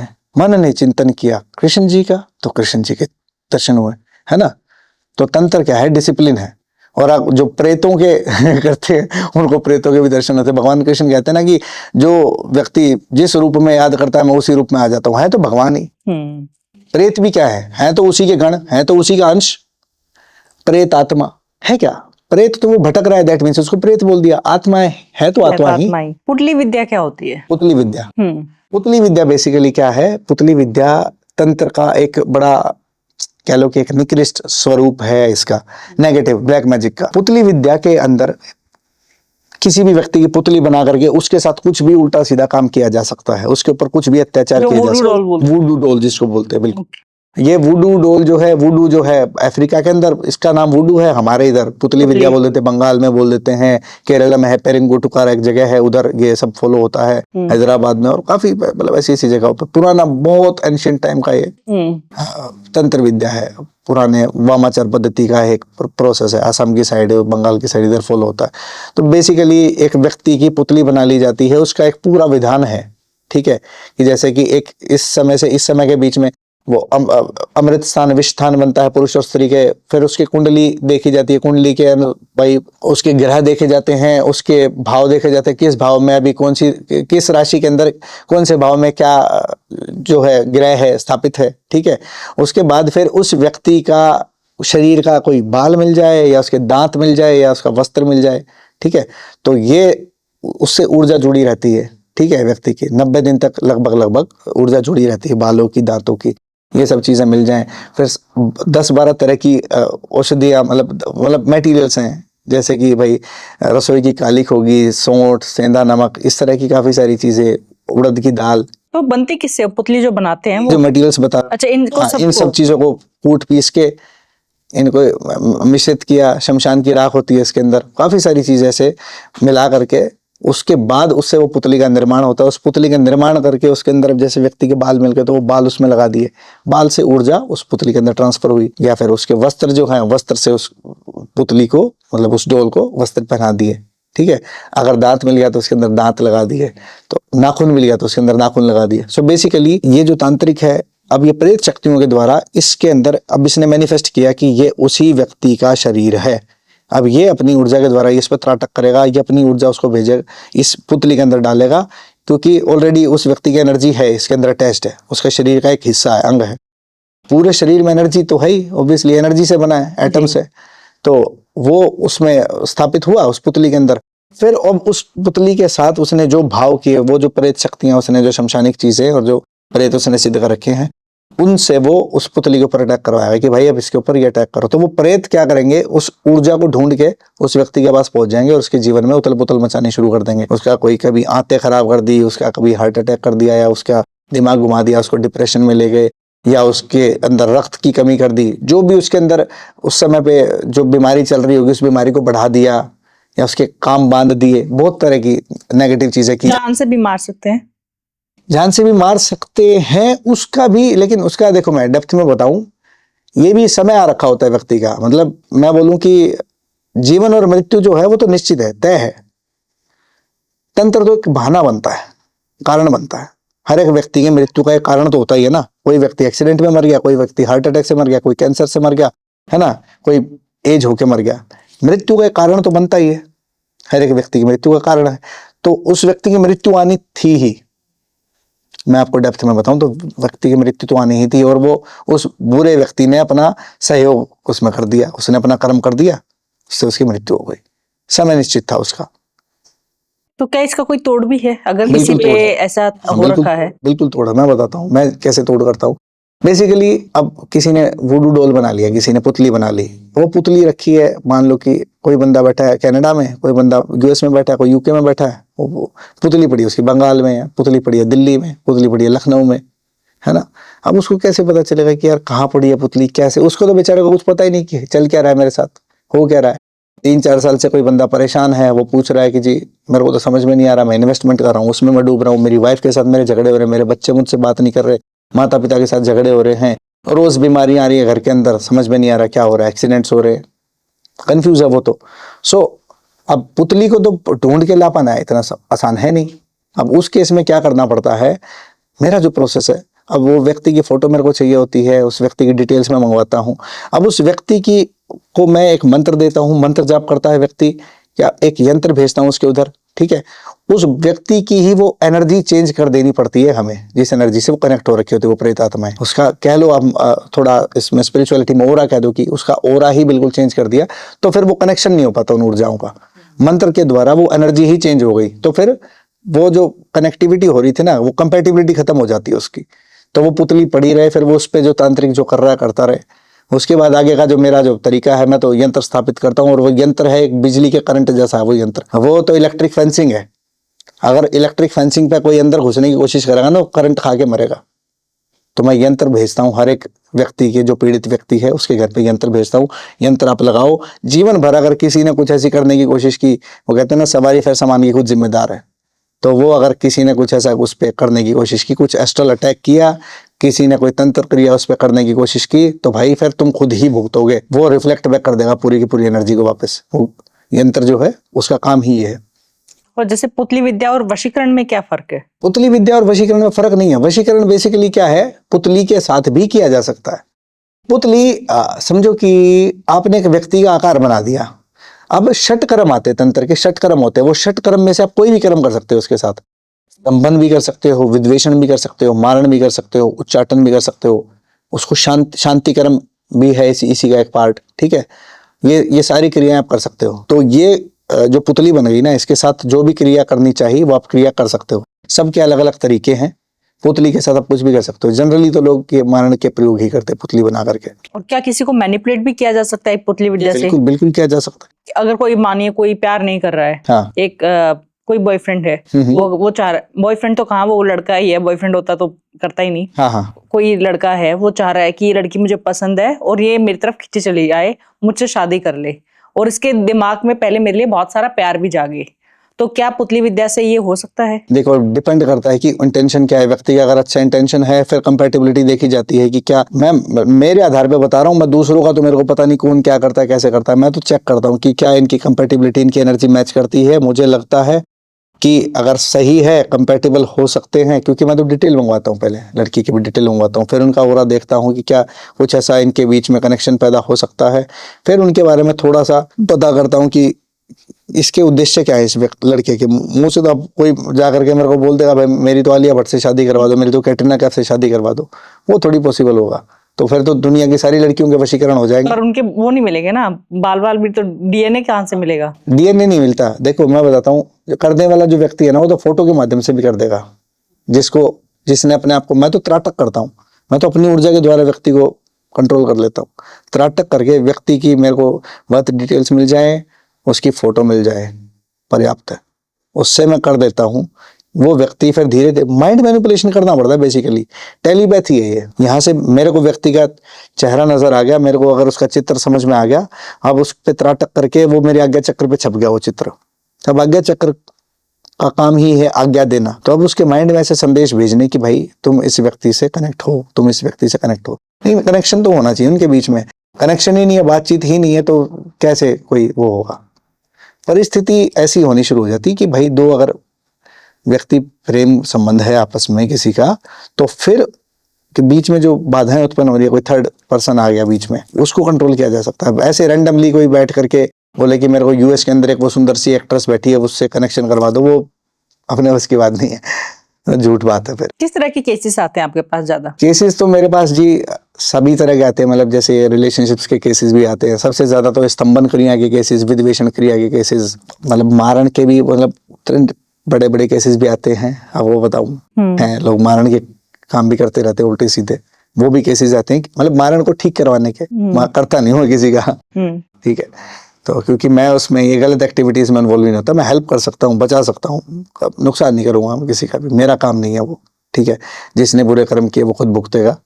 तो बेसिकली अब केसेस मेरे पास ऐसे आते हैं कि जैसे अभी एक सिख फैमिली है, उनका केस आया था थोड़े दिन पहले, कम से कम भी 10-12 साल हो गए। 10-12 साल से उनका ना बड़ा अच्छा, मतलब हस्बैंड वाइफ दोनों बड़ा अच्छा, दोनों के अपने अपने सेल्फ बिजनेस सेट थे अच्छे काफ़ी। और एक दिन क्या हुआ, मैंने उनके, जब वो मेरे पास आए कि आचार्य जी हम तो ना बड़े परेशान हैं, 8-10 साल से हमारा काम ही नहीं चल रहा बिल्कुल भी। तो मैंने उनके बारे में चीज़ें देखी, उनके ऊपर बड़ा भयंकर तंत्र करवा रखा था, उनका ऐसा काम बांध रखा था। मैंने बोला जी इस समय पे आपके घर पे कोई चीज़ मिली थी? उन्होंने बोला बिल्कुल मिली थी जी, ये तंत्र हुआ था। उन्होंने मेरे को फोटोज भेजी, गीदड़ सिंगी, उसमें सुअर के दांत थे, उसमें ब्लेड्स थे, सुइयां थी, हल्दी थी, और एक कागज के ऊपर एक यंत्र लिख रखा था जिसके अंदर पूरे घर को बर्बाद करने की, उनका शरीर खत्म करने की वो जो है यंत्र बना रखा था, उस पर वो सब बातें लिख रखी थी, और वो ऐसा भयंकर तंत्र का रखा था। वो उन्हें उनके ऑफिस से बरामद हुई, वो चीज़ें ऑफिस से निकली उनके, वो चीज़ें उतने साल पहले उन्होंने संभाल के फोटो खींच के रख रखी थी उनकी। बोले उस समय पे वो चीज़ मिली थी, और वो जो सुइयां थी उसमें सुइयां लगी हुई थी, वो उनके हाथ में लग गई थी और ब्लड निकल गया था उनका, और वो तंत्र एंटर कर गया उनके अंदर। और ऐसा तंत्र एंटर किया कि वो उस दिन से बिल्कुल बर्बाद ही होते चले गए, बिल्कुल डाउनफॉल आना शुरू हो गया उनका। वो तो ठीक है भाई, चलो मालिक की कृपा की पाठ करते थे अपना, तो पाठ सुरक्षा तो करता ही है, दैवीय शक्तियां हैं, आप भगवान से जुड़ोगे सुरक्षा तो है। लेकिन फिर भी जो समय जो खराब हो गया, इतना साल खराब हो गया, बिजनेस खराब हो गया, तो वो तंत्र तब से चलता आ रहा था, है ना। इतना भयंकर तंत्र था उनके ऊपर, वो उभर ही नहीं पा रहे थे। अब मैंने उनका स्टार्ट किया है, लेकिन है अभी भी उनके ऊपर इम्पैक्ट है, प्रोसेस चल रहा है उनका, तो अब धीरे धीरे उनकी हीलिंग होती जा रही है। मतलब ऐसे ऐसे केसेस हैं। एक व्यक्ति हैं यूएस के अंदर हैं, बचपन में उनके, वो कहीं पे जाते थे, उनके कुछ पड़ोसी थे वो जो तामसिक क्रिया किया करते थे। अब ये केस बड़ा डिफरेंट सा था, देखो ये मैंने देखा कि यार ऐसा भी केस है। तो वो कुछ उस बच्चे को बचपन में कुछ खिलाते थे, साउथ इंडियन है वो, तो वो जा करके उनके घर पे कुछ खा पी के आ जाते थे। बचपन से लेके अब उनकी एज कोई 43-44 के आसपास की एज हो रखी है। जैसे ही वो पूजा पाठ करने बैठे ना, जैसे माँ का स्वरूप आ गया, माँ काली आ गई सामने, तो वो गालियां देना शुरू कर देते हैं माँ को। वो पूजा पाठ भी कर रहे हैं और फिर गालियां भी दे रहे हैं, भगवानों को गालियां दे रहे हैं बैठे बैठे। वो बेचारा इतना डिप्रेशन में वो इंसान, वो मेरे पास जब आए कि बोले गुरुजी मैं नीच व्यक्ति हूँ, मैं इतना गिरा हुआ व्यक्ति हूँ, अपने आप को बुरा भला कह रहे हैं कि मैंने इतने पाप किए हैं बचपन से लेके, मैं जब भी भगवान की तस्वीर मेरे सामने आती, माता की तस्वीर आती, मेरे मन में गलत उल्टे सीधे ख्याल आने शुरू हो जाते हैं माता के प्रति। उनका स्वरूप देख के मैं गालियां देना शुरू कर देता हूँ, उल्टी सीधी बातें बोलना शुरू कर देता हूँ। कहा यार ये तो कुछ नई बात सुनी मैंने। तो वो बेचारे इतने डिप्रेशन में, वो तो मासूम आदमी, इतना बिल्कुल साफ दिल का इंसान, एटलीस्ट वो कन्फेस भी कर रहे हैं अपनी बातों को, इन फंसे पड़े हैं कि उनको ये नहीं समझ में आ रहा कि गड़बड़ क्या हो रखी है। अब उनके ऊपर 3 प्रेत आत्माएं काबू किए बैठी हैं। बचपन से चीजें चलती आ रही है ना, आज तक उन्होंने किसी व्यक्ति को दिखाया था ये चीज के बारे में। कहीं ना कहीं साइकोलॉजिकल डिसऑर्डर्स थे, तो लोग सोचते हैं कि भाई ठीक है हो जाएगा ठीक, कुछ दवाइयाँ ले ली, कुछ साइकाट्रिस्ट को दिखा दिया, साइकाट्रिस्ट ने दवाइयाँ दे दी, लेकिन ये चीज़ फिर भी नहीं निकल पा रही थी। तो मैंने उनको समझाया कि ये आपकी गलती है ही नहीं, आपको कोई पाप नहीं लगने वाला इस चीज़ का, आप कर ही नहीं रहे हो। आपके मन में तो अभी भी भाव है, जो आपके मन में भाव है तभी आप माँ के पास जा रहे हो, अदरवाइज आप माँ के पास जाते ही नहीं। वो जो चीज़ जो आपसे बुलवा रही है उसको मैं निकाल दूंगा। वो दिन है राज का दिन, आप वो मंत्र साधना करें प्रॉपर। मैं उनकी मंत्र साधना मैंने स्टार्ट करवा रखी है, कोई दिक्कत नहीं है, काम भी बढ़िया चल रहा है, रास्ते खुलने शुरू हो गए उनके। बंधे पड़े थे बिल्कुल, पैसे फंसे पड़े थे, रिश्तेदार को पैसे दिए थे, अपने जीजा को पैसे दिए थे, पैसे फंसे थे, वो पैसे भी आने शुरू हो गए। सो यहाँ तो सीधा रैपिड फायर होता है जी, कोई चीज़ पकड़ में आ गई तो फुटबॉल की तरह खेलते हैं फिर हम तो उस चीज़ के साथ। कोई नेगेटिव एनर्जी अगर किसी के साथ है तो वर्ल्ड की कोई भी खतरनाक से खतरनाक चीज़ है, डर नहीं है फिर। शमशान और महाकाल का कनेक्शन तांत्रिक दृष्टि से कैसा है, क्या है? देखो, शमशान और महाकाल का तांत्रिक दृष्टि से जो कनेक्शन है, महाकाल को शमशानवासी क्यों कहा जाता है? देखो, तंत्र के अंदर जो इसका आध्यात्मिक कारण है वो अलग है, जो लोगों ने मान्यता उत्पन्न की हुई है वो अलग है। मैं मेरा दृष्टिकोण बता सकता हूं इसके अंदर क्या है। महाकाल क्या है? जो काल से भी पार है वो है महाकाल, मतलब निराकार स्वरूप, जो काल से परे चला गया, जो ब्रह्म में लीन हो गया, वो है महाकाल। ठीक है, वो है महादेव शिव, जिसको महाकाल कहा जाता है। महाकाल एक अवस्था है, स्टेट ऑफ माइंड है, महाकाल तक पहुंचना एक स्टेट ऑफ माइंड है। शमशान क्या है? Ultimate truth. शमशान क्या है? जहां पे व्यक्ति को जाकर के अंत में मिल जाना है, वहां महादेव बैठे हैं। सिंबॉलिक बात है ना, कि जहाँ पे हमारी सारी वासनाएं, आपका मैं खत्म हो गया जहाँ पे, ये वो वाला शमशान नहीं जहाँ डेड बॉडीज को जलाया जाता है, वो तो एक सिंबॉलिक बात है। शमशान मीन्स जहाँ पे आप मिट गए। अब इंसान सोचता है कि भाई जाकर के डेड बॉडीज को वो कर लो, साध लो, और वहां पे फिर महादेव के दर्शन हो जाएंगे। फंसे पड़े लोग उसी बात में, इतने हजारों सालों से फंसे पड़े हैं लोग। और इनमें और आम आदमी में कोई फर्क नहीं, बल्कि आम आदमी इनसे ठीक है। फिर भी ये जो ज्यादा शमशान के अंदर फंस गए, ये बिल्कुल ही पाताल में ही चले गए। तो आम आदमी जमीन पे तो है, आकाश की यात्रा तो की नहीं चलो, लेकिन ये पाताल में चले जाते। अर्थ का अनर्थ, शमशान का मतलब है जहां पे जाकर के आपका मैं खत्म हो गया, जहां पे मैं डिस्ट्रॉय हो गया, जहां मैं खत्म हुआ वहां पे हरि बचा। कबीर कहते ना, जब मैं था तब हरि नहीं, अब हरि है मैं नहीं। यही महाकाल की दशा है। शमशानवासी शिव इसीलिए कहा जाता, भस्म लपेटे हुए बैठे हैं। उसका सिंबॉलिक मीनिंग ये है। तंत्र में भी इसका मीनिंग यही है, लेकिन बाद में अर्थ का अनर्थ हो गया। तंत्र साधना भी इसलिए करवाई जाती थी कि भाई जब आप उस अवस्था में पहुंच जाओगे ना, तो आपको आपके भीतर दर्शन होंगे महादेव के, महाकाल के, कि पहले भूत प्रेत आएंगे, शमशान में जाओगे। शमशान मतलब डर है ना। शमशान का क्या है मतलब, देखो ना लॉजिकली हमारे जो ये संत थे, जो आध्यात्मिक लोग थे, उन्होंने ना बड़े गहरे कारण रखे इन बातों के पीछे। शमशान का मतलब भूत प्रेत, कहते ना कि महादेव के दरबार में भूत प्रेत नाचते हैं, पहले भूतों की बारात चली सज धज के, है ना। तो पहले भूतों का सामना करना पड़ेगा, मतलब डर का सामना करना पड़ेगा। जब डर को पार कर जाओगे साधनाओं के अंदर, फिर महाकाल, फिर महादेव के दर्शन होंगे। उसके बाद कोई बाहरी शक्ति, कोई भूत प्रेत आदि शक्ति आपका कुछ बिगाड़ नहीं सकती। फिर वो सब आपसे पीछे हैं, आपको कहना ही मानेंगे वो, जब आप उस अवस्था तक पहुंच जाएंगे। भैरव का मतलब क्या है? अष्ट भैरव। क्या है अष्ट भैरव? भैरव क्या है? भय से रहित, जो भय से रहित हो गया व्यक्ति, वो है भैरव। भगवान शिव का स्वरूप रुद्र रूप की जो भय से रहित है, तो भैरव की स्थिति उपलब्ध होती है व्यक्ति को, साधक को उपलब्ध होती है भैरव की स्थिति। अष्ट भैरव मतलब हर एक भैरव की जो स्थिति है वो हमारे चक्रों को जागृत करती है ना। 7 चक्र जो हमारे शरीर के मुख्य 7 चक्र हैं, है ना, मूलाधार से लेकर के सहस्त्रार तक। उसके बाद 8वां सोम चक्र कहा जाता है। अष्ट भैरव मतलब ये 8 चक्रों के ऊपर जब ऊर्जा आती है तो अष्ट भैरव की सिद्धि मिलती है, जब 8 चक्र जागृत है आपके। तो ये है मतलब इनका जो असली आध्यात्मिक कारण है ये नाम रखने का, वो ये है। बाकी लोग कुछ भी कहें, बोलते रहे, ठीक है, सबके अपने अपने मन के हिसाब से। अब बहुत सारे लोग ये भी बोलेंगे ये अपने मन के हिसाब से, इसने एक अलग ही नया कॉन्सेप्ट लेकिन सच्चाई जो मैंने अनुभव की है वो यही है। क्या जो जैसे हम भस्म साधना की बात कर रहे थे, तो इससे कोई सिद्धि भी मिल सकती है? भस्म साधना से बिल्कुल सिद्धि मिलती है। वामाचार पद्धति की साधना है भस्म साधना, बेसिकली महाकाल भस्म साधना कहते हैं, है ना। तो है तो वामाचार पद्धति की ही साधना। इसके अंदर भी फिर आपको, जैसे कि मैंने बताया कि भाई फिर भूत प्रेतों का डर का सामना करना पड़ेगा। शमशान की साधना है भस्म साधना, है ना।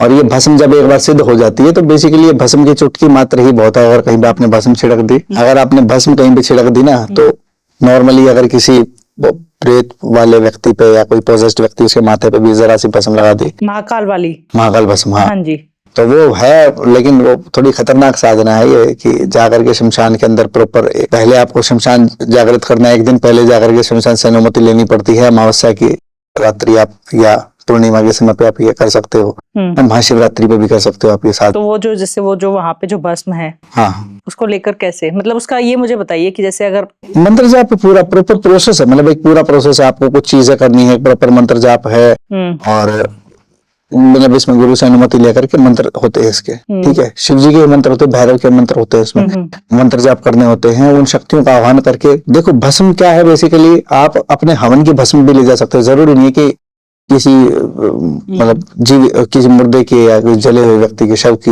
भस्म, वो कोई जरूरी नहीं है। आप अपने हवन की भस्म भी ले जा सकते हो, करनी पड़ेगी, लेकिन ये उसमें शमशान में बैठ के ये साधना है अल्टीमेटली डर का सामना ही करना पड़ता है। तो वो है जो अघोरी किस्म के जो लोग हैं, या जो वाम मार्गी लोग हैं, जो शमशानों के अंदर बैठ के करते हैं साधना, करते हैं। पुरानी साधना है बहुत, गोरखनाथ के टाइम की, उस समय की साधनाएं हैं ये। तो ये क्या बचाव के लिए भी काम करती होगी ये जो है, जैसे महाकाल की, जैसे जो वहाँ पे जो भस्म है, क्या ये बचाव भी करती होगी? जैसे मानिए अगर किसी पे तंत्र हो रखा है, कुछ गलत ऐसा हो रखा है, हाँ करती है ना। तो एक आम इंसान जिसको ना मंत्र का पता है ना तंत्र का पता है, वो कैसे उसको यूज कर सकता है अपने बचाव के लिए अगर कुछ गलत हो रखा है? वो हाँ मैं बताता हूँ, वो तो बचाव के लिए कैसे करते हैं, कैसे उसको यूज करते हैं कि भाई मान लीजिए कि मैंने महाकाल भस्म साधना सिद्ध कर रखी है, मैंने भस्म की सिद्धि कर रखी है, तो मैं अगर किसी व्यक्ति को दे दूंगा तो वो उसके ऊपर सीधा काम करेगी, वो प्रेत आत्मा एंटर नहीं कर पाएंगे। बेसिकली ओरा क्लीन करती है वो आपके, उसमें समझाऊं मैं एनर्जीज के लेवल पे, तो वो ओरा क्लीन कर देगी व्यक्ति का, ठीक है। क्योंकि हार्ड है साधना, एक बार किसी व्यक्ति ने सिद्ध कर लिया तो वो भस्म जो है, जितनी मात्रा में भस्म उसने सिद्ध कर ली है ना, तो वो मल्टीपल जिन जिन लोगों को दे देगा। जैसे आप जाओ, आप देखो ना बहुत सारे ऐसे स्थान हैं कि जैसे आप सालासर में ही जाओगे, वहां पे धूना जलता रहता है हनुमान जी का, तो वो भस्म लोग वहां से लेके आते हैं ना उसकी, तो वो भी लगाते हैं, वो कोई कोई उसका प्रसाद के रूप में खा भी लेता है, तो उससे भी बहुत हद तक नेगेटिव एनर्जी दूर हो जाती है। अल्टीमेटली है क्या कि आपने अपनी ऊर्जा के द्वारा इतनी सारी शक्तियों का आवाहन करके उस भस्म के अंदर उसको एक्टिवेट एनर्जाइज कर दिया आपने उस भस्म को, और वो भस्म आपने अगर किसी के घर पर डाल दी या किसी भी नेगेटिव क्रिया जिस व्यक्ति पे हो रखी है, अगर आपने उसको वो भस्म दे दी, तो अगर उसने उसको इनहेल कर लिया या माथे पे लगा लिया, उसका तिलक कर लिया, तो कोई तंत्र मंत्र टोना टोटका भूत प्रेत नजर एक्सीडेंट आकस्मिक मृत्यु घटना ये कुछ भी उसके साथ घटित नहीं होगी, वो सारा भय खत्म हो जाएगा। तो ये है भस्म साधना। आपके हिसाब से, आपके ज्ञान के अनुसार मातंगी देवी कैसी हैं, किस प्रकार की हैं? मातंगी देवी तो बड़ा मतलब कोमल स्वरूप है माँ का, बड़ा अच्छा स्वरूप है, मतलब घर में आप कर सकते हैं, माँ मातंगी की साधना कर सकते हैं, बड़ी अच्छी साधना है, उग्र शक्ति नहीं है माँ मातंगी। तो इनका रोल क्या है पास्ट प्रेजेंट और फ्यूचर दिखाने में? देखो वो कर्ण मातंगी, वो माँ मातंगी का एक स्वरूप है, एक और अलग स्वरूप है, कर्ण मातंगी कहा जाता है उनको। तो वो बेसिकली वही, जैसे मैंने आपको बताया था ना कि यक्षिणी भी जैसे वचन, वैसे ही अगर आपने माता का उस रूप में अगर आवाहन किया है, वो सिद्धि अगर आप चाह रहे हैं, तो आपका उद्देश्य वैसा ही स्पष्ट होना चाहिए कि मैं सिर्फ इस चीज के लिए साधना कर रहा हूँ। कैसे होती है इनकी साधना कैसे होती है? इनकी भी साधना ये अपना सात्विक साधना पूरा, मतलब दक्षिणा मार्ग से आप साधना कर सकते हैं, जो अपना प्रॉपर सात्विक तरीके से होती है। माँ के मूल मंत्र है, माँ के मूल मंत्र का उच्चारण करना पड़ता है, 1.25 लाख मंत्र जाप करने पड़ते हैं आपको, और 1.25 लाख मंत्र जाप का आप संकल्प ले सकते हैं 21 दिन में भी और अपना 41 दिन में भी। 21 या 41 दिन के 1.25 लाख जो है आपको जाप करने पड़ेंगे। भाई 41 दिन का लगभग संकल्प आप लोगे तो मोटा मोटा वही 30 माला जाप आपको हर रोज मंत्र की करनी है, कई घंटों की साधना है, ठीक है। अगर आप वो कर लेते हो तो अब जैसे आपने पूरी साधना कर ली, 41 दिन की आपने साधना कर ली, ठीक है। 41 दिन की साधना करने के बाद नियम ऑलमोस्ट सभी साधनाओं के अंदर यही होते हैं कि आपको शराब का सेवन नहीं करना, मांसाहार का सेवन नहीं करना, और आपको ब्रह्मचर्य का पालन करना है। ये तो मैंडेटरी ही चीजें हैं लगभग हर साधना के अंदर। अब ये जब आप साधना करोगे तो इस साधना के अंदर भी आपके साथ ऐसे ऐसे एक्सपीरियंसेस हो सकते हैं। बहुत सारी जो है योगनियां भी आती हैं इसमें, योगनियों से भी आप वो करते हो, बातचीत करते हो, क्योंकि माँ के साथ योगनियां भी चलती हैं, है ना, 64 योगनियां जो। हालांकि जब आप चाहे बात करें माँ मातंगी की, बात करें माँ बगलामुखी की, माँ धूमावती की, है देवी के ही स्वरूप ही है, शक्ति एक ही है। जैसे महाकाली है, महाकाली सबसे नंबर 1 पे जो 10 महाविद्या में जो आती हैं, अलग अलग स्वरूप है, अलग अलग स्वरूप बना रखे हैं कि भाई तारा अलग काम करती हैं, मातंगी अलग काम करती हैं, भुवनेश्वरी अलग काम करती है, भैरवी अलग काम करती है, छिन्नमस्ता अलग काम करती है, धूमावती अलग काम। वैसे ही अब जो कर्ण मातंगी जो है ये आपको ये भी करेंगी, आपको वाक की शक्ति दे दी, आपको बोलने की वाक सिद्धि दे दी आपको ना, कि आपको किसी का फ्यूचर के बारे में बता दिया आपने, पास्ट के बारे में बता दिया, प्रेजेंट के बारे में बता दिया, वो आपको दे देती हैं। तो जैसे मैंने आपको बताया कि जो अपने बागेश्वर धाम वाले महाराज जो है धीरेन्द्र शास्त्री जी, वो भी जो पर्चा लिखते हैं, उनके पास भी ये सिद्धि है। कौन सी सिद्धि है धीरेन्द्र शास्त्री जी के पास? मातंगी की है, कर्ण मातंगी। हाँ, कर्ण लोग कहते हैं कर्ण पिशाचिनी, कर्ण पिशाचिनी नहीं है। हाँ। कर्ण पिशाचिनी का तो काम ही नहीं, वो अंदर ही नहीं घुस सकती कर्ण पिशाचिनी वहां पे हनुमान जी के दरबार में। तो क्या वो देवी की पूजा करते हैं धीरेन्द्र शास्त्री जी? देखो जो सिद्ध होता है ना, वो अपनी असली सिद्धियां तो बताता ही नहीं किसी को, डायरेक्टली तो बताएगा ही नहीं, क्योंकि तंत्र का एक नियम है। तंत्र के अंदर ना, तंत्र कोई ये नहीं है कि जा करके कोई एक्टर की तरह जाके मनोरंजन परफॉर्म कर रहा है, नहीं, ये सारी चीजें गुप्त होती है। जिस दिन महिमा मंडन करना शुरू कर देता है ना बंदा कोई, उसकी सारी सिद्धियां चली जाती हैं, ठीक है। तो अल्टीमेटली हर व्यक्ति ने जो मेन जो उसकी गूढ़ साधनाएं होती है ना, उनके बारे में वो प्रकाश डालता ही नहीं, वो बताता ही नहीं पूर्ण रूप से कि भाई मेरे पास क्या क्या सिद्धियां हैं। तो यानी कि जो धीरेन्द्र शास्त्री जी हैं, जो पास्ट प्रेजेंट फ्यूचर जो पर्चा निकाल के बताते हैं, हाँ जी, वो उन्होंने कर्ण मातंगी की की साधना साधना की की हुई हुई है, है। बिल्कुल बिल्कुल की हुई है जी। और हनुमान जी का जो आशीर्वाद है, जो हनुमान जी का तो उनके साथ पूरा कुल, उनके कुल से ही आशीर्वाद चलता आ रहा है। ओके, वो भी हैं। हाँ, पीछे से उनका तो आशीर्वाद चलता ही आ रहा है। तो हनुमान जी की सिद्धि भी है। हनुमान जी की भी सिद्धि है, बिल्कुल। बेसिकली क्या है, मैं तो ये बोलता हूँ कि ये जो दिव्य शक्तियां ना, इनकी सिद्धियां ना बोलने तो बेहतर रहेगा, इनका आशीर्वाद बोलने तो ज्यादा बढ़िया है। ज्यादा बढ़िया है ना। जी जी। सिद्धि नहीं हमारी, हम बोलेंगे भाई सिद्धि, आशीर्वाद ठीक है, दिव्य शक्तियां हैं, उनका आशीर्वाद मिल जाता है, उनसे आपकी कनेक्टिविटी हो गई, आप उनके दरबार में एंटर कर पाए, आप जब सक्षम हो गए, इतने आपके अंदर वो इतने गुण आए कि आप उनके दरबार में प्रस्थापित हुए, आप एंटर किए दरबार में और उनका आशीर्वाद हो गया कि आजा बेटा, ले अब जो तू काम करेगा सही नीति से, जब आप नीति से काम करोगे, आप धीरेन्द्र शास्त्री किसी का गलत थोड़ी कर रहे हैं, किसी का उल्टे सीधे काम जिस दिन करने शुरू कर दिए तो उनकी भी सिद्धियां चली जाएंगी। तो कर्ण मातंगी देवी की सिद्धि है उनके पास, उसी से वो सब चीजें कर रहे हैं। और कौन सी 10 महाविद्या है उनके पास? 10 महाविद्या, देखो एक महाविद्या भी सिद्ध कर ली तो सारी सबका आशीर्वाद आपको मिल गया, वो आपकी चॉइस है। फिर आप सबका, जैसे कि मैंने बताया ना कि भाई सबका स्वरूप अलग अलग है, किसी को किसी में रुचि होती है, किसी को किसी में आकर्षण होता है ना। तो मेन जो सिद्धि है जो मैं देख पाता हूँ वो कर्ण मातंगी देवी की सिद्धि है उनके पास। क्या देवी देवता किसी के शरीर में आ सकते हैं? देवी देवता जो ये ऐसे बाल हिलाते हैं और ये सब करते हैं, ये सब कोई ऐसा कुछ नहीं होता। मेरे शरीर में तो आज तक आए नहीं ऐसे कोई देवी देवता, सच बताऊं मुझे तो आज तक कभी ऐसी अनुभूति हुई नहीं। सारे चीजें मैंने करके देखी, तो ये आकर के जो जीभ निकाल देती है, माई खड़ी हो गई, माई रानी आ गई, मेरे को ये भोग चढ़ा, ये सब भगवान जाने, बस वही जाने की क्या हो रहा है, कैसे हो रहा है। देवी देवता ऑलरेडी आपके शरीर के अंदर हैं ही, आपको अपने शरीर के अंश जागृत करने पड़ते हैं, बस ऑलरेडी आपके शरीर में हैं, ऑलरेडी हैं ही, सारे के सारे तत्व आपके शरीर के अंदर हैं। बेसिकली देखो, 3 तत्वों से बने देवी देवता का शरीर, हमारा शरीर जो है 5 तत्वों से बना है, ठीक है।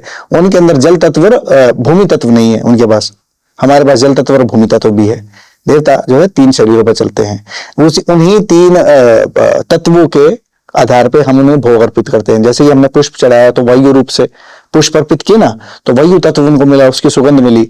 हमने अग्नि तत्व दिया तो उससे प्रकाश तत्व उनको मिला, मतलब अग्नि के प्रकाश से अग्नि तत्व मिल गया उनको, है ना। हमने मंत्र जाप जो की और शंख बजाया, घंटी बजाई, उससे क्या आकाश तत्व, ध्वनि रूप आकाश तत्व में उनको वो मिल गया, भोग मिल गया उनको। सो बेसिकली वो 3 तत्वों पे चलते हैं, 3 तत्वों से वो हमारे 3 तत्वों के साथ यूनाइट कर जाते हैं, ठीक है।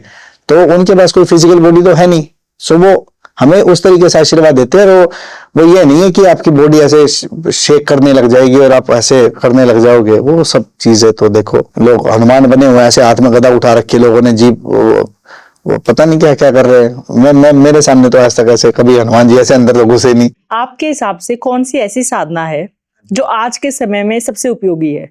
साधना गणपति जी की भी की जा सकती है, माँ बगलामुखी की भी की जा सकती है, माँ लक्ष्मी की भी साधना की जा सकती है, और भाई तंत्र के मार्ग में अगर बात करें तो माँ काली की भी साधना की जा सकती है, माँ तारा की भी साधना की जा सकती है। बहुत सारी अच्छी अच्छी साधनाएं हैं, माँ त्रिपुर सुंदरी की भी साधना कर सकते हैं, है ना। तो ये बहुत सारी ऐसी साधना जो आपको सात्विक तरीके से घरेलू उसमें भी कर सकते हैं। अगर एक आम इंसान है और वो कोई साधना करना चाहता है कि परिवार भी है पर कुछ साधना, कुछ करना है, कुछ स्पिरिचुअली आगे बढ़ना है, तो वो क्या साधना, उसका उद्देश्य क्या है ये देखना कि साधना कर रहा है तो क्यों कर रहा है। बहुत क्लाइंट्स मेरे पास आते हैं जो कहते हैं कि हमें बस आगे बढ़ना है, भक्ति में आगे बढ़ना है, उनका कुछ एम नहीं है, कुछ लालच नहीं है। हाँ, ये हर किसी का ऑब्वियसली कि घर परिवार बढ़िया चलता रहे, कभी घर में थोड़ी बरकत रहे, कभी तंगी ना आए, और भक्ति में आगे भगवान की तरफ हम आगे बढ़े। देखो श्री विद्या करो, माँ लक्ष्मी की साधना है। आप कोई एक साधना जो कि कर सकते हैं और कैसे कर सकते हैं वो बता सकते हो थोड़ा? वो मैं पर्सनली बता पाऊंगा क्योंकि पूरा लंबा प्रोसेस है ना वैसे इस पे तो इसमें गुरु की जरूरत आपको पड़ेगी, जो आपको गुरु की जरूरत पड़ेगी, बिल्कुल बिल्कुल गुरु की तो जरूरत पड़ेगी। आप चल पड़े अंधेरी गुफा के अंदर चल पड़े, जिसको रास्ता ही नहीं पता, वो गलत रास्ते चला गया तो फंस गया बीच में, तब क्या करेगा। तंत्र साधना जो है, तंत्र साधना आसान नहीं है, हर एक व्यक्ति चला तो जाएगा, प्रवेश तो कर लेगा, लेकिन एक वो व्यक्ति चाहिए ना जो उस रास्ते से निकल के आ चुका है, तो वो बता देगा भाई वहां फंसा है तो तू उधर से लेफ्ट मुड़ जाइयो, उधर से राइट मुड़ जाइयो। जो सीधा डायरेक्टली बिना गुरु के प्रशिक्षण के घुसेगा फिर वो उसकी जो लाइफ चल रही थी पहले ऑलरेडी परेशान था, ही ट्रबल में था, खाम खा और ट्रबल ना आ जाए, इसलिए गुरु की जरूरत पड़ती। तो जैसे आप हर किसी को मंत्र कहते हैं कि मंत्र जाप करो, कोई एक ऐसा बेसिक मंत्र जो कि हर किसी को करना चाहिए? देखिए, मैं जनरली मैंने जो मंत्र को सिद्ध किया, हनुमान जी का एक जो मंत्र है, ओम नमो हनुमते रुद्रावताराय सर्व शत्रु संहाराय सर्व रोगहराय सर्व वशीकरणाय रामदूताय स्वाहा, ये मंत्र मैंने इसको मतलब असंख्य मैंने इसके जप किए हैं। यह मंत्र यदि कोई व्यक्ति उच्चारण करता है तो हनुमान जी की साक्षात शक्ति है, रुद्र रूप में हनुमान जी वहां उस व्यक्ति से कनेक्ट करते हैं।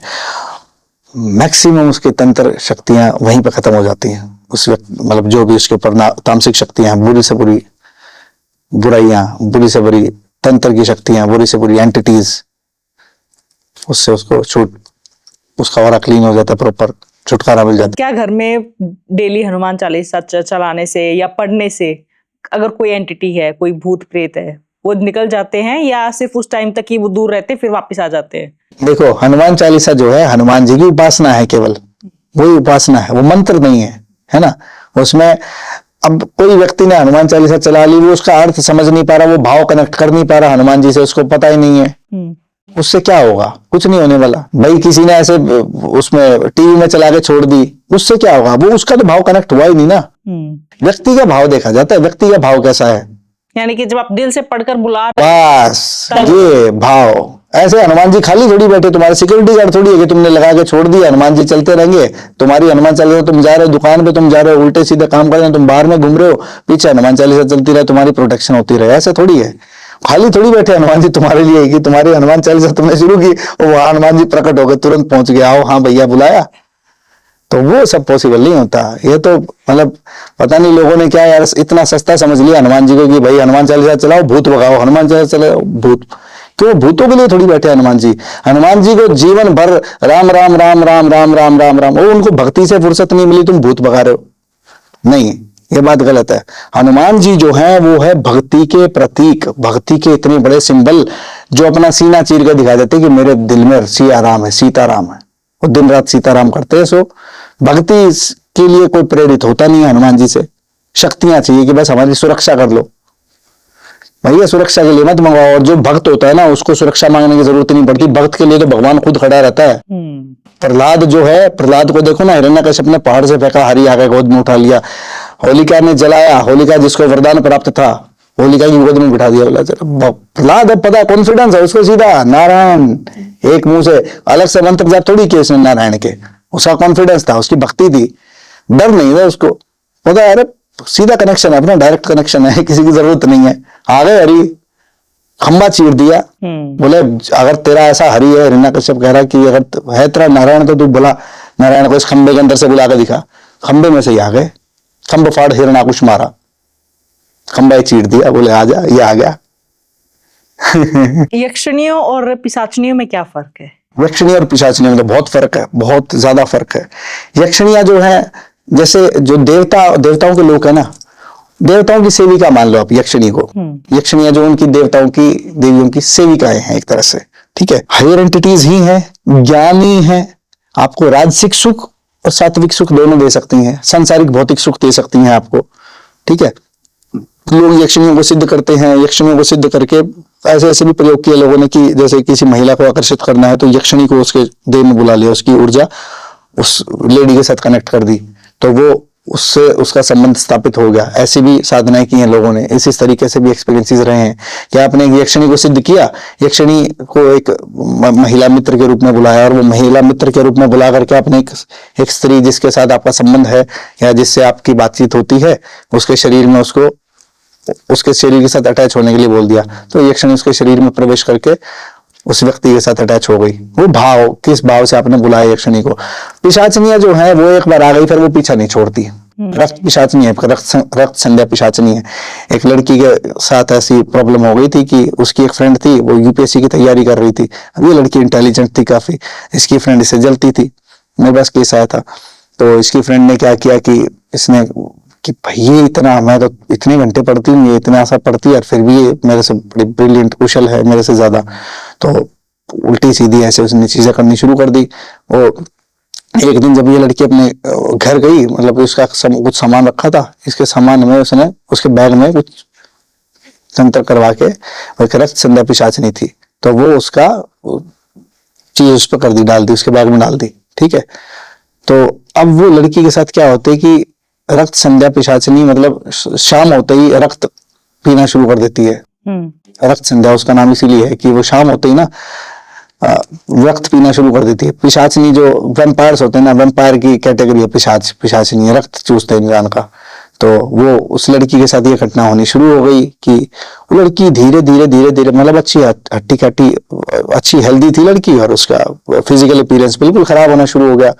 और फिर जैसे ही वो बैठे उसको शरीर में इचिंग होनी शुरू हो गई, मतलब बैठे ना बॉडी में ऐसे खुजली होनी शुरू हो गई, कभी हाथ में, कभी पाँव में, कभी सर में, कभी ऐसे नेक पे, वो मतलब रैशेस हो गए उसकी लड़की के, इचिंग कर करके वो परेशान लड़की। वो डॉक्टर्स को दिखाया काफी, तो अब डॉक्टर्स ने अपना ट्रीटमेंट किया, जब तक दवाइयां लेती वो ठीक रहती, जैसे दवाइयां छोड़ देती फिर से उसके साथ वही समस्या होनी शुरू हो गई। तो उसको समझना है कि भाई बात हुई क्या, कैसे हुई, क्या हुई, है ना। अब वो लड़की जो उसके साथ रहती थी वो जा चुकी थी, वो कहीं की दूसरी स्टेट की लड़की थी, तो वो गई उसके पास से। तो अब ये परेशान बेचारी, अब इसका फोकस हो ना पाए, ये अपने एस्पिरेंट उसकी अब तैयारी कर रही है। तो उनका केस मेरे पास आया, उनकी मदर ने जो है मेरे से संपर्क किया नंबर लेके, उन्होंने बताया कि जी मेरी बेटी के साथ ऐसा ऐसा, हमने जो है आयुर्वेदिक उपचार और ये सब उपचार तो हमने करके देख लिए, लेकिन अभी तक कहीं ना कहीं हमारे किसी रिश्तेदार ने बोला कि कोई बाहरी चीज तो इसके साथ अटैच नहीं है।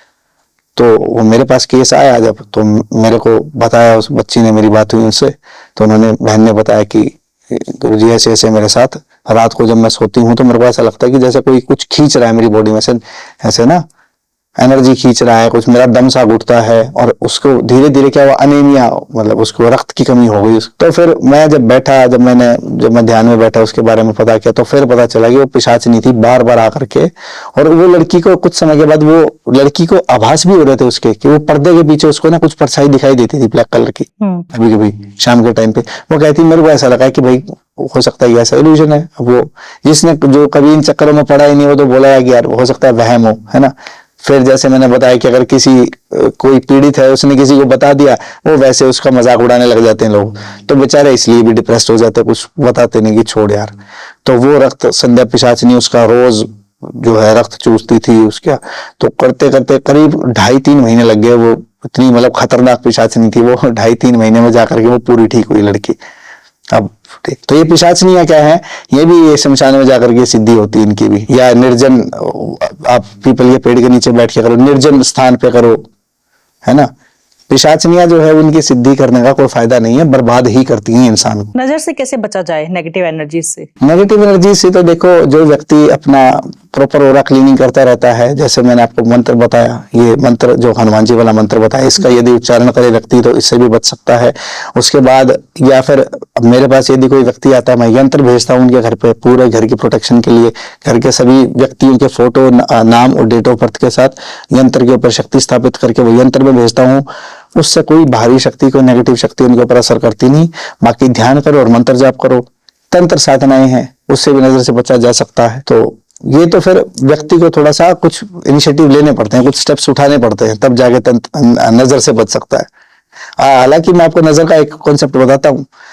नजर का जो कॉन्सेप्ट है ना, मैं थोड़ा सा इसको मैंने रिवर्स कर रखा है, इसके इफेक्ट का। मैं मेरे साधकों के साथ बड़ा हंसते लोग, मतलब, और उनको एक्साइटमेंट होती है। मैंने ना इसका बड़ा कॉन्सेप्ट अलग बना रखा है, शायद आपने सुना नहीं होगा, मैं बताता हूँ। अब आज आपके पास कोई व्यक्ति आया, उसने बोल दिया कि आपकी साड़ी बड़ी अच्छी लग रही है, और उसकी आंखें ऐसी होगी, और आपको डाउट हुआ उसके चेहरा देख के कि यार ये इसने ना बड़ा उस नजर से देखा है, मतलब कि जो नजर लगाने वाली उससे है ना, बड़ा इसके इरादे नेक नहीं है, गलत उस दृष्टि से इसने बोला। आपके माइंड में ये बात बैठ गई कि वो बोल के गया था। शाम को बाई चांस आपके सर में दर्द हो गया, आपने इस घटना को अटैच कर लिया उससे है ना, विचार से। अब 24 घंटे आपके माइंड में यही मैनिफेस्टेशन चल रही है, 24 घंटे की, यार उसने ऐसा बोला था, उसने ऐसा बोला था। बाई चांस कोई घटना घटित हुई और आपने इसको उससे एसोसिएट कर दिया, चल पड़ा मंत्र, दिन रात मंत्र, अब माला फेर रहे हो इस बात की कि भाई इसने मैनिफेस्टेशन कर रहे हो, आप इसी बात का मैनिफेस्टेशन कर रहे हो। मैं बोलता हूँ अपने साधकों को, जिसको मैं मंत्र जाप करवाता हूँ, या जो मेरे पास जो व्यक्ति पीड़ित है, मैं बोलता हूँ इसी इफेक्ट को रिवर्स कर दो। उसने नहीं किया है, उसने नहीं किया, नहीं, मैं बताता हूँ। मैं उनको बोलता हूँ कि भाई अगर तुम्हारे काम रुके हुए हैं, या तुम्हारे को डर लगता है ना किसी को अपनी उपलब्धि बताने पे, मैं बोलता हूं कि ऐसे 10-12 बंदे लेके आओ जो तुम्हारे पे नजर लगाते हो, ढूंढ के लाओ ऐसे 10-12 बंदे। अब इन 10-12 बंदे को ये बताओ कि अगर आपकी जेब में 10 रुपए पड़े हो ना, इनको ये बताओ 100 रुपए पड़े मेरी जेब में। बोले ये कैसे जी? मैंने कहा तुमने अपने दिमाग के अंदर एक केमिकल इंबैलेंस क्रिएट किया हुआ है कि ये व्यक्ति ने अगर मेरी चीज देख ली और ये व्यक्ति ने बोल दिया कि इसके पास ये कैसे आएगा तो मेरा नुकसान होगा। मैंने कहा इसको, इस इफेक्ट को रिवर्स कर दो, फॉर्मूला बदल दो। तुम अपने माइंड में ये बिठा लो कि अब ये मैं चाहता हूं कि ये व्यक्ति मेरे बारे में सोचे। अब सोचिए, आपकी जेब में 10 रुपए पड़े हैं, आपने बताया कि मेरे पास 100 रुपए।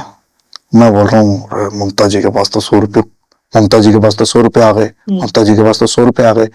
ऐसे ऐसे आपने 10 लोगों को बता दिया। अब वो 10 लोग कह रहे हैं ममता जी के पास तो 100 रुपए आ गए, 100 रुपए आ गए। अब ये 10 लोग आपके नाम की माला फेर रहे हैं सबकॉन्शियसली दिन रात, और वो हो रहा है। अब ये दिन रात 10 लोग आपकी माला फेर रहे हैं, भाई ममता तो बड़ी अमीर हो गई, ममता तो बड़ी अमीर हो गई, और ममता अमीर हो ही जाएगी। मंत्र जब चल पड़ा ना, प्रकृति कह रही है अरे 10 लोग बोल रहे हैं यार पैसा आ गया, दो ना पैसा इसको। प्रकृति इस कंसेप्ट पे काम करती है, डरे हुए के साथ नहीं, प्रकृति सम्राट के साथ है। प्रकृति चलती है सम्राट के साथ, जो सम्राट वाला माइंडसेट रखता है। 10 को 100 बताओ, हम क्यों डरे, क्यों? अंदर कॉन्फिडेंस होना चाहिए बताने का। 10 के 100 बताओ सामने वाले को, फिर बोलो, उसी की इज्जत है, पावर की इज्जत है। पहले ही गरीब बता दोगे, आपने कमाया भी, मेहनत भी की और उसके बाद जो छुपा भी रहे हो तो डरे तो आप हुए हो, है ना। 2 कहावत एकदम सच्ची हैं, बॉलीवुड की कहावत है, ये फिल्मी डायलॉग है, जो डर गया समझो मर गया, वो डरे हुए मरते हैं। दूसरी कहावत सच्ची है कि डर के आगे जीत है ना। तो ये कॉन्सेप्ट मैं उनको बोलता हूँ कि भाई मैनिफेस्टेशन करवाओ उनसे, उनको बोलो कि हाँ मेरे पास है, वो करेंगे और आप देखना कि बढ़ोतरी। आपकी भी लाइफ में प्रॉब्लम्स चल रही हैं, आप भी कहीं ना कहीं भूत प्रेत बाधा से तकलीफ में हैं, पितर दोष है, या आपको समझ नहीं आ रहे हैं कि लाइफ के आप उस फेज में हैं जहां आपको क्लैरिटी नहीं मिल रही है, बिजनेस करें या जॉब करें, लव मैरिज या अरेंज मैरिज, आगे फ्यूचर क्या है, मोक्ष की राह पर चल भी रहे हैं कि नहीं, आपको अपने इष्ट देव के बारे में पता भी है, लाइफ का पर्पस क्या है, करने क्या आए हैं। इस धरती पर कभी भी कोई भी ऐसे ही जन्म नहीं लेता है, हर एक आत्मा का एक लक्ष्य होता है, कुछ करने वो आई है। इन सब की क्लैरिटी कहाँ मिलेगी? इन सब की क्लैरिटी आपको आकाशिक रीडिंग में मिल जाएगी, जहां आपके ही मास्टर्स, जहां आपके ही पूर्वज, जहां आपका ही इष्ट देव ये बताएगा कि आपको क्या करना चाहिए इस पूरी लाइफ में, आपका क्या पर्पस है और पास्ट लाइफ में आप क्या करके आए थे। कोई कर्म पेंडिंग तो नहीं था जो आपको पूरा करना चाहिए? क्या आपके पूर्वज जो इस धरती पर नहीं है कुछ कहना तो नहीं चाहते हैं? इन सारे सवालों के जवाब सिर्फ और सिर्फ आपको आकाशिक रीडिंग के सेशन में मिल जाएंगे। अगर आप भी अपनी रीडिंग करवाना चाहते हैं, आप भी क्लैरिटी चाहते हैं लाइफ को लेकर, तो नीचे दिए गए नंबर पर आप कांटेक्ट कर सकते हैं, बुक कर सकते हैं अपना स्लॉट। तो अपने बारे में जानिए, क्लैरिटी लीजिए लाइफ में कि करना क्या है, सॉल्यूशंस पाइए अपने इष्ट देव से, अपने पूर्वजों से। जय माता दी। और जैसे एक और चीज जो देखती हूँ मैं क्लाइंट्स की, कि हर गांव में अलग देवी देवता होते हैं। हाँ। कि जो उनके कुल देवी भी कुल देवता भी होते हैं, तो ये कैसे है? मैं बताता हूँ इसके पीछे का कारण है। हमारा जो सनातन हिंदू धर्म है ना, ये एक बड़े अच्छे कॉन्सेप्ट पे काम करता है। जो देवता हुए हैं ना, जितने भी देवता हुए, जैसे कि भाई हमने अपने राजस्थान में गोगा जी महाराज को पढ़ा है ना, जाहरवीर गोगा जी, इनकी पूजा अर्चना की जाती है काफी। अगर आप इतिहास उठाएंगे, जाहरवीर गोगा जी को ज्यादा समय नहीं हुआ है ना, कुछ सालों पहले ही थे। ये मतलब मुस्लिम्स के, मुगल्स के टाइम की ही बात है, उस टाइम पे जाहरवीर गोगा जी होते थे। यदि आप इतिहास उठाएंगे ना, अगर आप जाहरवीर गोगा जी के बारे में पढ़ेंगे तो जाहरवीर गोगा जी एक इंसान ही थे, हमारे ही तरह एक इंसान थे, लेकिन उन्होंने कर्म ऐसे किए हैं कि उनको देवता की श्रेणी में रख दिया गया। उनके कर्म ऐसे थे, है ना। इंसान रूप में भी उन्होंने मानव कल्याण किया, जन कल्याण किया, लोगों की सहायता की। जब वो लोगों की सहायता की, उन्होंने मानव कल्याण कर करके इतना उत्थान किया मानवों का, तब उनको देवता के रूप में पूजा जाने लगा और उनकी ऊर्जा उनसे जुड़ गई।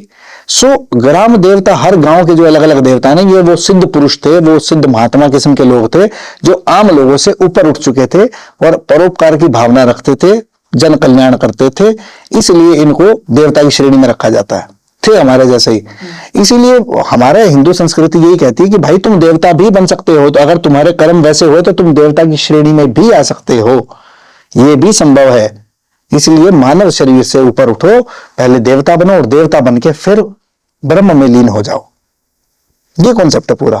आपकी जो जर्नी स्टार्ट कर रखी है आपने, हाँ जी। जो आप लोगों की हेल्प कर रहे हैं, तो मेन एम क्या है, उद्देश्य क्या है? उद्देश्य ये है कि इन लोगों को भौतिकता से ऊपर उठा के आध्यात्मिकता की तरफ लेके जाना। अब लोग फंसे पड़े हैं माया जाल के अंदर, लोग अपने सांसारिक चीजों के अंदर फंसे पड़े हैं। मैं इनको दिखाता हूँ चॉकलेट, देता हूँ फिर बाद में कड़वी दवाई ही, है ना। वो कड़वी दवाई क्या है? अध्यात्म। अध्यात्म के अंदर सबसे पहले दुख काटने पड़ते हैं, पहले दुख आता है अध्यात्म के अंदर। देखो मीराबाई का जीवन देखो, मीराबाई चली भक्ति करने के लिए, मीराबाई जाकर के संत रविदास जी महाराज के दरबार में बैठ रही है। अब संत रविदास जी महाराज को उस समय के लोग भी, जो जैसे कि आज की भी विचारधारा मानसिकता है कि वो कहते हैं कि भाई ये तो निम्न जाति का व्यक्ति है, ये तो छोटी जाति का व्यक्ति है। हालांकि वो भीतर के ब्रह्म को तो कोई जानता नहीं है कि असली ब्राह्मण तो ये है, इसको तो ब्रह्म का ज्ञान है, वो थोड़ी पता है किसी को, वो तो उस बात में पड़ी। तो मीराबाई जो थी, मीराबाई के लिए कितनी सारी बातें घड़ी लोगों ने कि ये तो राजा की, राज दरबार की बेटी होकर के, राजपूत की बेटी, ठाकुरों की बेटी होकर के ऐसा नाचती फिर रही है संसार में, है ना। तो कितने कष्ट झेले उन्होंने, अपना बिल्कुल साधारण हो गई थी, भगवान कृष्ण की प्रतिमा को हाथ में लिए नाच रही इधर बदर, मस्ती में मस्त मगन। और जाकर के बातें हो रही है, संत रविदास जी महाराज बता रहे हैं उनको कि भाई ये तरीका है। जब मीरा को, जब कृष्ण मिलते हैं, जब ब्रह्म ज्ञान होता है, कहती है ना मीरा, पायो जी मैंने राम रत्न धन पायो, वस्तु मौलिक दी मोरे सतगुरु, है ना। तो देखो ना कि कैसे मीराबाई ने जीवन में खूब दुख झेले, खूब दुखों का सामना किया। देखो भगवान बुद्ध का जीवन देखो, भगवान बुद्ध का खूब तिरस्कार हुआ, खूब याचनाएं झेली भगवान बुद्ध ने, खूब उनका बहिष्कार किया गया, लेकिन सत्य तो यही है। सो बेसिकली क्या है, जो दुख आता है ना, जब तक आप दुख का सामना नहीं करोगे तब तक भगवान का दर्शन कैसे होगा। आप, छोटी सी बात मैं आपको एक एग्जांपल से समझाता हूं कि भक्ति मार्ग के अंदर जब व्यक्ति घुसता है ना, तो पहले माया उसको रोकती है, उसको बांधती है, फंसाती है, क्योंकि माया को पार कर जाना ही भक्ति मार्ग है। भक्त क्या है? असली भक्त ये नहीं है कि किसी का ये बता दिया पास्ट फ्यूचर प्रेजेंट। भक्त है कबीरदास जैसे, रविदास जैसे, रहीमदास जैसे, नानक जैसे, बुद्ध जैसे। ये बेसिकली जिस कॉन्सेप्ट में ये लोग काम करते हैं, अगर आपको दुख आ जाए फिर आप भक्त हो ही नहीं। भक्त के लिए दुख है ही नहीं। क्या दुख है, किस बात का? एक पति पत्नी एक बार नाव लेके जा रहे थे और उस नदी के अंदर न्यूली मैरिड कपल थे, प्रेम संबंध था काफी समय से। तो पत्नी बैठी है आगे और पति जो है नाव चला रहे आराम से, और नदी में आ गया तूफान, भयंकर तूफान आ गया। पत्नी घबरा गई, अब क्या होगा। पति बैठा आराम से टेंशन फ्री होके, पत्नी पति को कह रही है कि अरे इतना भयंकर तूफान आ रखा, तुम्हें चिंता ही नहीं हो रही, तुम आराम से बैठे बेफिक्र होके, ये क्या बात हुई। पति मुस्कुराता है, पास तलवार रखी थी, तलवार निकालता है और पत्नी गर्दन पे ऐसे रख देता है एकदम से। बोला बता फिरा दूं इसको। पत्नी मुस्कुराती है, कहती है जो तेरी मर्जी, तुम मुझसे प्यार जो करते हो मैं तुमसे प्यार करती हूँ, जो तुम करोगे सही करोगे। बोले डर नहीं लग रहा? तुमसे किस बात का डर, जो करोगे सही ही करोगे। बोले ये था तेरी बात का जवाब, मैं उससे प्यार करता हूं। अगर डुबाएगा तो मैं डूबने का मजा लूंगा, बचाएगा तो बच जाऊंगा, किस बात की टेंशन। जब मैं उससे प्यार करता हूं तो मैं उसकी मर्जी के खिलाफ चल ही नहीं सकता, तो मेरा दुख कुछ है ही नहीं, मेरे को चिंता ही नहीं है कुछ भी। जिसने पूरी दुनिया संभाल रखी है, जिसने पूरी दुनिया थाम रखी है, मेरे को भी थाम लेगा। डुबाएगा तो भाई डूबने का मजा ले लूंगा। तो भक्त तो ये है, तथाता भाव बोला जाता है अध्यात्म के अंदर, तथाता भाव कि जो हो रहा है तेरी मर्जी से है, मेरी कोई मर्जी है ही नहीं, मैं करने वाला हूं ही नहीं, करता तू ही है। गुरुबाणी के अपना जपजी साहब के अंदर कहा गया ना, एक ओंकार सतनाम करता पुरख, एक ओम ही सत्य है, कर्ता पुरुष एक ही है। हम अपने आप को कर्ता पुरुष मानने लग जाते हैं, हमें लगता है कि मैं चला रहा हूं। ये जो ब्रीदिंग जो चल रही है ना हमारी, ये सांस अंदर बाहर आ रहा है, आप ले रहे हो अपनी मर्जी से, बताओ ये कैसे हो रहा है, कैसे हो रहा है। ये पलक झपक रही है आपकी बात करते, पता चल रहा है हमें, अपने आप हो रही है ना। मल त्याग करते हैं हम, जल पीते हैं, नींद आती है, भूख लगती है, अपनी मर्जी से कर रहे हैं क्या? अपने आप हो रहा है। सो जो चलाने वाला है वो परम शक्ति, वो चला रही है सब कुछ। तो भक्त उस स्टेट ऑफ माइंड पे आ जाता है कि वो बोलता है कि भाई मेरे तो सवाल ही खत्म हो गए, मैं मांग ही नहीं सकता कुछ भी, जो हो रहा है तेरी मर्जी से हो रहा है। सो ये है भक्ति। अगर इस भक्ति पे आ जाए तो कोई मंत्र की जरूरत नहीं, कोई तंत्र की जरूरत नहीं, टोटल सरेंडरनेस, अपनी मैं की बलिदान, अपनी मैं की बलि। अब बकरे की बलि चढ़ाते माँ काली को, कहते ही जाओ माँ काली बकरा मांग रही है ना, मसाणी बकरा मांग रही है, देखो कैसी कैसी बातें, जिसने पूरी दुनिया बना दी, जिसने ये पूरी दुनिया को संभाले बैठी है जो, वो बकरे मांगेगी। इसके पीछे का एक कारण है, इसके पीछे का एक आध्यात्मिक दृष्टिकोण है जो आम व्यक्ति समझ नहीं पाया। एक दिन मैं मेरी गाड़ी पे कपड़ा मार रहा था, गाड़ी साफ कर रहा था, मेरे माइंड में अचानक से ख्याल आ गया कि यार मां काली और बकरा, इसका संबंध क्या है। भीतर से आवाज आई, अर्थ पता चल गया तुरंत। अर्थ कैसे पता चला? एक साधु गया एक सिद्ध के पास, एक व्यक्ति गया, मतलब एक व्यक्ति सिद्ध के पास गया।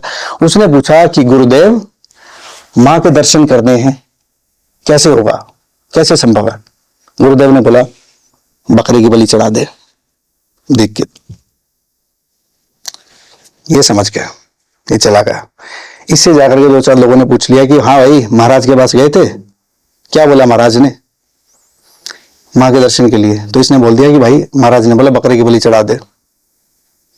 उसने जाकर पूरे गांव में चर्चा फैला दी कि भाई मां काली के दर्शन करने तो बकरे की बलि चढ़ा दो, मां काली के दर्शन हो जाएंगे। फैल गई बात, लिख दी गई किताबों में, शास्त्रों में, ग्रंथों में, और लोग उसको फॉलो करना शुरू कर दिया लोगों ने। अब इस संत का कहने का मतलब क्या था? बकरे की, कौन से बकरे की? बकरा क्या बोलता है? मैं। इस बकरे की बलि चढ़ा दे, मैं की बलि चढ़ा दे, मैं को खत्म कर दे अपने भीतर के। जिस दिन अपने भीतर के मैं को खत्म कर देगा ना, उस दिन देवी प्रकट हो जाएगी। इस बकरे की बलि थी वो, इस बकरे की बात थी जो सारा दिन मैं करता रहता, मेरा ये मेरा ये मेरा। एक बार एक घर में आग लग गई, एक बंदा रोना लग गया, बहुत जोर जोर से रोने लग गया, बोले मेरे घर में आग लग गई, मेरे घर में आग लग गई। और उसी पड़ोसी इकट्ठे हो गए, सब गांव वाले इकट्ठे। उनमें से एक बंदा आया भीड़ में से इकट्ठा होकर, बोले अरे भाई, अरे क्या हो गया? बोला अरे क्या हो गया, घर में आग लग रखी है, तेरे को दिखाई नहीं दे रही? बोला टेंशन ना ले, तेरा घर कल बिक गया, कल तेरे बेटे ने सौदा कर दिया तेरे घर का, टेंशन ना ले। बोला है सच में? बोला बच गया, बिक गया घर। तो इतने में पीछे से बेटा आया भागता भागता। बेटे ने देखा, बोला अरे पिताजी हंस क्यों रहे हो आप? बोला अरे घर बेच दिया ना तूने ये? बोला घर बेच तो दिया था, बात तो हुई थी, लेकिन बयान आज होना था। फिर होने लग गया पिताजी। कारण क्या है इसका? दूसरे का घर जले तो कोई टेंशन नहीं है, मेरा घर जल गया, इस बात का दुख है। सो ये मेरा का भाव जिस दिन खत्म हुआ, उस दिन भगवती के दर्शन हो जाएंगे। जब तक ये मैं का भाव खत्म नहीं होगा ना, मैं ही हूं, है ना। वो सूफियों के अंदर कहते हैं, हुसैन साहब कहते हैं कि कहे हुसैन फकीर साईदा, मैं नहीं बस तू। तो जिस दिन उसके शरण में चलेगा ना, जिस दिन आपने मैं को खत्म कर दिया। आपने बोला कि जो माँ भी जब तक बच्चा नहीं रोता, माँ दूध नहीं पिलाती बच्चे को। अब बच्चा अगर माँ से बोले माँ मेरे को टॉफी दे दे, माँ मेरे को चॉकलेट दे दे, माँ मेरे को फ्रूटी दे दे, माँ दूध क्यों पिलाएगी? अब मंदिर में जा रहे लोग, जा करके कह रहे कि भाई मेरी नौकरी लगवा दे, मेरे बेटे की शादी करवा दे, मेरे को गाड़ी दिलवा दे। तो गाड़ी बड़ी होगी, नौकरी बड़ी होगी, बेटे की शादी बड़ी होगी, भगवान छूटा रह गया। भगवान तो मांगा ही नहीं किसी ने। किसने मांगा भगवान? भगवान मेरी सुरक्षा कर दे, भगवान मेरा सिक्योरिटी गार्ड बन जाए, मेरा गनमैन बन जाए। कौन मांग रहा भगवान को? हरि को मांगा किसने? लक्ष्मी के पीछे भाग रहे सारे। लक्ष्मी किसके पीछे? हरि के पीछे, हरि के चरणों में। उस कॉन्सेप्ट पे गए नहीं कोई। लक्ष्मी की साधना बता दो जी, लक्ष्मी आ जाए घर में, भाग रही सारी दुनिया लक्ष्मी के पीछे भाग रही है। हरि के चरणों में क्यों है लक्ष्मी? क्योंकि हरि देखते ही नहीं पीछे मुड़ के कि लक्ष्मी कहां है। हरि पावर है, शक्ति है, पालनहार है सबका, उसको चाहिए ही नहीं कुछ भी, वो देने वाला है, वो दाता है। इसलिए लक्ष्मी मैया उनके चरणों में बैठी है। और जब हरि के चरणों में आप जाने की कोशिश करोगे तो लक्ष्मी मैया तो पहले ही सर पे हाथ रख देगी। हरि के लिए भाग रहे लोग अपने, सिर्फ लक्ष्मी के लिए। हरि के कॉन्सेप्ट पे कोई चला ही नहीं। हरि की तरफ जिस दिन यात्रा शुरू हो जाती ना, तो लक्ष्मी मैया तो अपने आप आशीर्वाद दे देती है, ले बेटा मौज ले। सो ये है भक्ति। भक्ति का मतलब सरेंडरनेस, टोटल सरेंडरनेस। जो हो रहा है सब प्रभु की इच्छा से, इसके अलावा कोई भक्ति है ही नहीं। भक्ताई है जो भगत बने फिरते हैं तो पहन के चोला, उससे भक्ताई नहीं होती, ये कोई भक्ताई नहीं है। लेकिन हमारा व्यक्ति क्या है, उसको तो चाहिए ना संसारिक सुख चाहिए। तो इसीलिए मेरी आंखें ब्रह्म को देखती है, मेरी आंखें भगवान को देखती है। अब लोग नहीं समझ पाएंगे, मैं कैसे समझाऊं किसी को? ना मीरा समझा पाई, ना कबीर समझा पाए, ना रहीमदास समझा पाए, ना नानक समझा पाए। कितने लोग आए समझाने के लिए, नहीं समझ पाएंगे। मत समझो भाई, मरोगे, माया है खींचेगी। कितने आसानी से आप बोल रहे हो मरोगे। तय है, मृत्यु का डर तो तय है, सबको तय है। यहां से प्रधानमंत्री भी खाली हाथ ही जाएगा, यहां से रिक्शे वाला भी खाली हाथ जाएगा। मिट्टी तक का कण नहीं ले जा सकता कोई, है ना। सिकंदर का कहते हैं ना, सिकंदर का किस्सा है कि सिकंदर बोला कि भाई जब जाऊं ना मेरे हाथ खोल देना दोनों, बता देना इस दुनिया को। डायोजनीस का और सिकंदर का एक किस्सा फेमस है। डायोजनीस एक आध्यात्मिक चिंतक था, फिलोसोफर था। तो कहते हैं कि सिकंदर ने जब पूरी दुनिया जीत ली, सिकंदर ने एक दिन घोषणा कर दी अपने दरबार में कि मैं विश्व विजेता सिकंदर, जिसने पूरी दुनिया को जीत लिया, ऐसी कोई चीज नहीं है जिसको मैं गुलाम ना बना सकूं। सभा में एक व्यक्ति खड़ा था, एक, उसने बोला कि सैनिक को हंसी आ गई थोड़ी सी। सिकंदर ने देखा, अरे हंसा कैसे? बोला इतनी गुस्ताखी, हंसे कैसे तुम? बोला जहां पर ना माफी चाहता हूं, हंसी आ गई, लेकिन मुझे लगता है कि शायद अभी आपने पूरी दुनिया देखी नहीं है। बोला अच्छा ऐसा? वो कैसे? बोला कि मेरे गांव के अंदर एक व्यक्ति है, उसको आप गुलाम बना के दिखा दो, आप उसको लाकर दिखा दो, उसको जीत के दिखा दो, फिर मेरे तसल्ली हो जाएगी, फिर आप जो सजा देना चाहो मेरी हंसी के नाम की कबूल है। बोला चल भाई ठीक है, ऐसी चुनौती को स्वीकार करता हूं। तो चल पड़े साहब अपनी सेना लेकर के, हीरे चांदी लेकर के, सारी तरह की मैनिपुलेशंस करने के लिए, है ना, कि मैं पहले डिप्लोमेसी मैनिपुलेशन करके देखूंगा, पहले कोशिश करूंगा कि भाई सोने चांदी से मान जाए, कोशिश करूंगा हाथी घोड़े से मान जाए, कोशिश करूंगा दास दासियों से मान जाए, ना तो फिर तलवार है ही, है ना। तो चले गए। डायोजनीस लेटे अपना मस्त मलंग मंग धड़ंग लंगोटी बांध के, छोटी सी कुटिया उनकी, नदी के किनारे लेटे धूप सेक रहे। तो फिर बात ये थी कि सिकंदर को ये बात समझ में आई कि भाई ये व्यक्ति जो है, ऐसा व्यक्ति मेरे को पहली बार मिला है जो मौत से भी नहीं डर रहा, जो व्यक्ति जिसने देख लिया कि भाई शरीर में हुई नहीं, जो ब्रह्म के अंदर स्थित हो गया, जो आत्मा को जान गया, आत्मा का कॉन्सेप्ट क्या है, जो माया के पार हो गया। तो सिकंदर ने बोला कि जी इस जन्म में तो मेरा उद्देश्य कुछ हो रहा है, अगले बार अगर जन्म हुआ तो आपका शिष्य बनूंगा जरूर। इतना कह के सिकंदर चल पड़ा। बुद्धिमान तो था ही, नॉलेज तो थी। सो बेसिकली बात यह है कि भक्ति के लिए कोई ऐसा खास नियम है नहीं, भक्ति के लिए तो टोटल सरेंडरनेस है। बस उससे जुड़ो, सरेंडर कर दो, अपने आप दे देता है सब कुछ। वो दाता है, देने वाला, वो लेता नहीं, वो देता ही है सबको। और जो छीनने की कोशिश करता है ना, एक ही कॉन्सेप्ट है परमात्मा का, जिंदगी जीने का। आम लोगों को समझा रहा हूं, परमात्मा चलता है तथास्तु के कॉन्सेप्ट पे, प्रकृति तथास्तु के कॉन्सेप्ट पे चलती है। तथास्तु मीन्स आपको जिंदा रहने के लिए क्या चाहिए? ऑक्सीजन चाहिए, पानी चाहिए, धूप चाहिए, कपड़े चाहिए, सारी चीज दे रखी है आपको जिंदा रहने के लिए। अगर आज इस कमरे में आग लग जाए, अगर यहाँ स्टूडियो में आग लग जाए, हम क्या करेंगे? सबसे पहले हम ये कहेंगे कि यार मेरा माइक ना छूट जाए या मेरा फोन ना छूट जाए। खुद को बचाएंगे। खुद को बचाने के लिए हमें कोई गला घोट देगा हमारा, क्या बोलेंगे? ऑक्सीजन चाहिए। मैंडेटरी सारी चीजें दे रखी है प्रकृति ने, सबको दे रखी है। पर फिर भी जो इंसान रो रहा है ना, उसको रुलाता ही है फिर वो, और ही रुलाता, और ज्यादा। क्योंकि वो क्या कर रहा है, आपको सारी चीज मिली, एक एक चीज मिली। अब एक अमीर आदमी जो है वो कह रहा है कि भाई मेरा बेटा मेरी बात नहीं मान रहा, मेरा बेटा मेरी बात नहीं मान रहा, तथास्तु, है ना, तथास्तु। गरीब आदमी अगर इसको देखेगा बोलेगा यार देख कितना पागल आदमी है, सब कुछ मिल रखा है, बेटा आज बात नहीं मान रहा कल मान जाएगा। यार गरीब आदमी का दुख इस बात का है कि मेरे पास पैसा नहीं है ना। अमीर आदमी का दुख इस बात का है कि भाई मेरा बेटा मेरा कहना नहीं मान रहा। हर आदमी का दुख अलग है, इसकी कोई परिभाषा है ही नहीं। अपना दुख हम खुद पैदा कर लेते हैं, अलग अलग कॉन्सेप्ट है सबके। सो भगवान देख रहा है कि यार एक कैसा इंसान बना दिया यार मैंने, कि ये जबरदस्ती दुख पैदा कर रखे इसने अपने, है ना। भाई उसके घर में गाड़ी क्यों आ गई? इसके पास 4 गाड़ियां खड़ी है, लेकिन उसके घर में 1 गाड़ी क्यों आ गई? ये भूल गया मेरे पास 500 करोड़ पड़े, इसके पास 1 करोड़ क्यों आ गया? 500 करोड़ का सुख खत्म, दुख शुरू हो गया 1 करोड़ का इसका। तो परमात्मा कहता है तथास्तु, बेटे तो दुखी ही रहेगा। जिसका हाथ ये हो गया ना, दे दे दे दे। 500 करोड़ वाले आदमियों के भी हाथ ऐसे देखे मैंने, जेब से 50 रुपए नहीं निकलते, हाथ ऐसे ही रहता है। लोक लगा रखा है उसने, नरक। मरने के बाद थोड़ी नरक स्वर्ग है, यही है, यही लोक लगा दिया, तेरा हाथ ऐसे ही रहेगा। और जो दाता है, जो देने का भाव रखता है, जो दान पुण्य करता है व्यक्ति, जिसका हाथ ये है, उसका भी कहता है तथास्तु। वो कह रहा है भाई दाता दे रहा है, हम दे रहे हैं, मैं कौन देने वाला, वो दाता है देने वाला, उसका भी तथास्तु। सो सुख और दुख एक्नॉलेज, जो आप जिस चीज को करोगे ना, परमात्मा भी, भगवान भी उसी चीज को एक्नॉलेज करता है। फिर आप कह रहे हो, मेरे पास लोग आते हैं ना, बोलते कि जी हम इतने साल से ये हनुमान चालीसा पढ़ रहे हैं, हम माता बगलामुखी के पाठ कर रहे हैं, हम दुर्गा सप्तशती पढ़ रहे हैं, ये कर रहे हैं, फिर भी दुखी है। मैं बोला यार फिर तुमने कॉन्सेप्ट समझा ही नहीं, फिर आपने कनेक्ट किया ही नहीं, फिर कभी भगवती से कभी आपने कनेक्ट नहीं किया, ना कभी हनुमान जी से कनेक्ट किया। आपने सिर्फ अपना स्वार्थ साधने की कोशिश की इनसे, इन दिव्य चेतनाओं से, दिव्य ऊर्जाओं से आप अपना स्वार्थ पूरा करने की कोशिश कर रहे थे।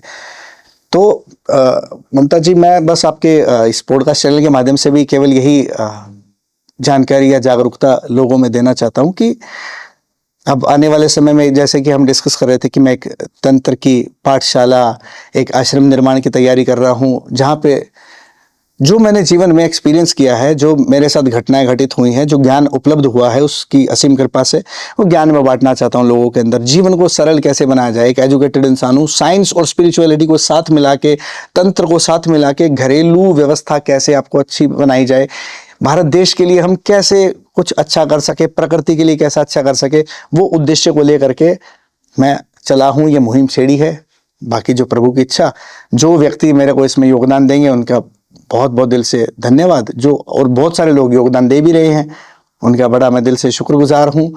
और बस यही है कि इस देश के लिए, इस दुनिया के लिए, मेरे भाई बहनों के लिए, मित्रों के लिए जो बेहतर कर सकता हूँ, मुझे जो प्रभु की कृपा से जो मिला है वो बांटने की कोशिश कर रहा हूँ। बस यही उद्देश्य है आने वाले समय के लिए। बिल्कुल, आपका उद्देश्य जरूर पूरा होगा। थैंक यू सो मच आने के लिए और एक भक्ति को एक नया नजरिया देने के लिए। जी जी, धन्यवाद। जय माता दी। जय माता दी। आपको कैसा लगा ये पॉडकास्ट कमेंट्स में जरूर बताना। इस पूरे पॉडकास्ट की छोटी छोटी क्लिप्स आपको दूसरे चैनल पे भी मिल जाएंगी, द ममता पॉडकास्ट क्लिप्स। उस चैनल को सब्सक्राइब करिए अगर आपको ये पॉडकास्ट अच्छा लगा और आप शेयर करना चाहते हैं अपना फेवरेट पार्ट। जय माता दी।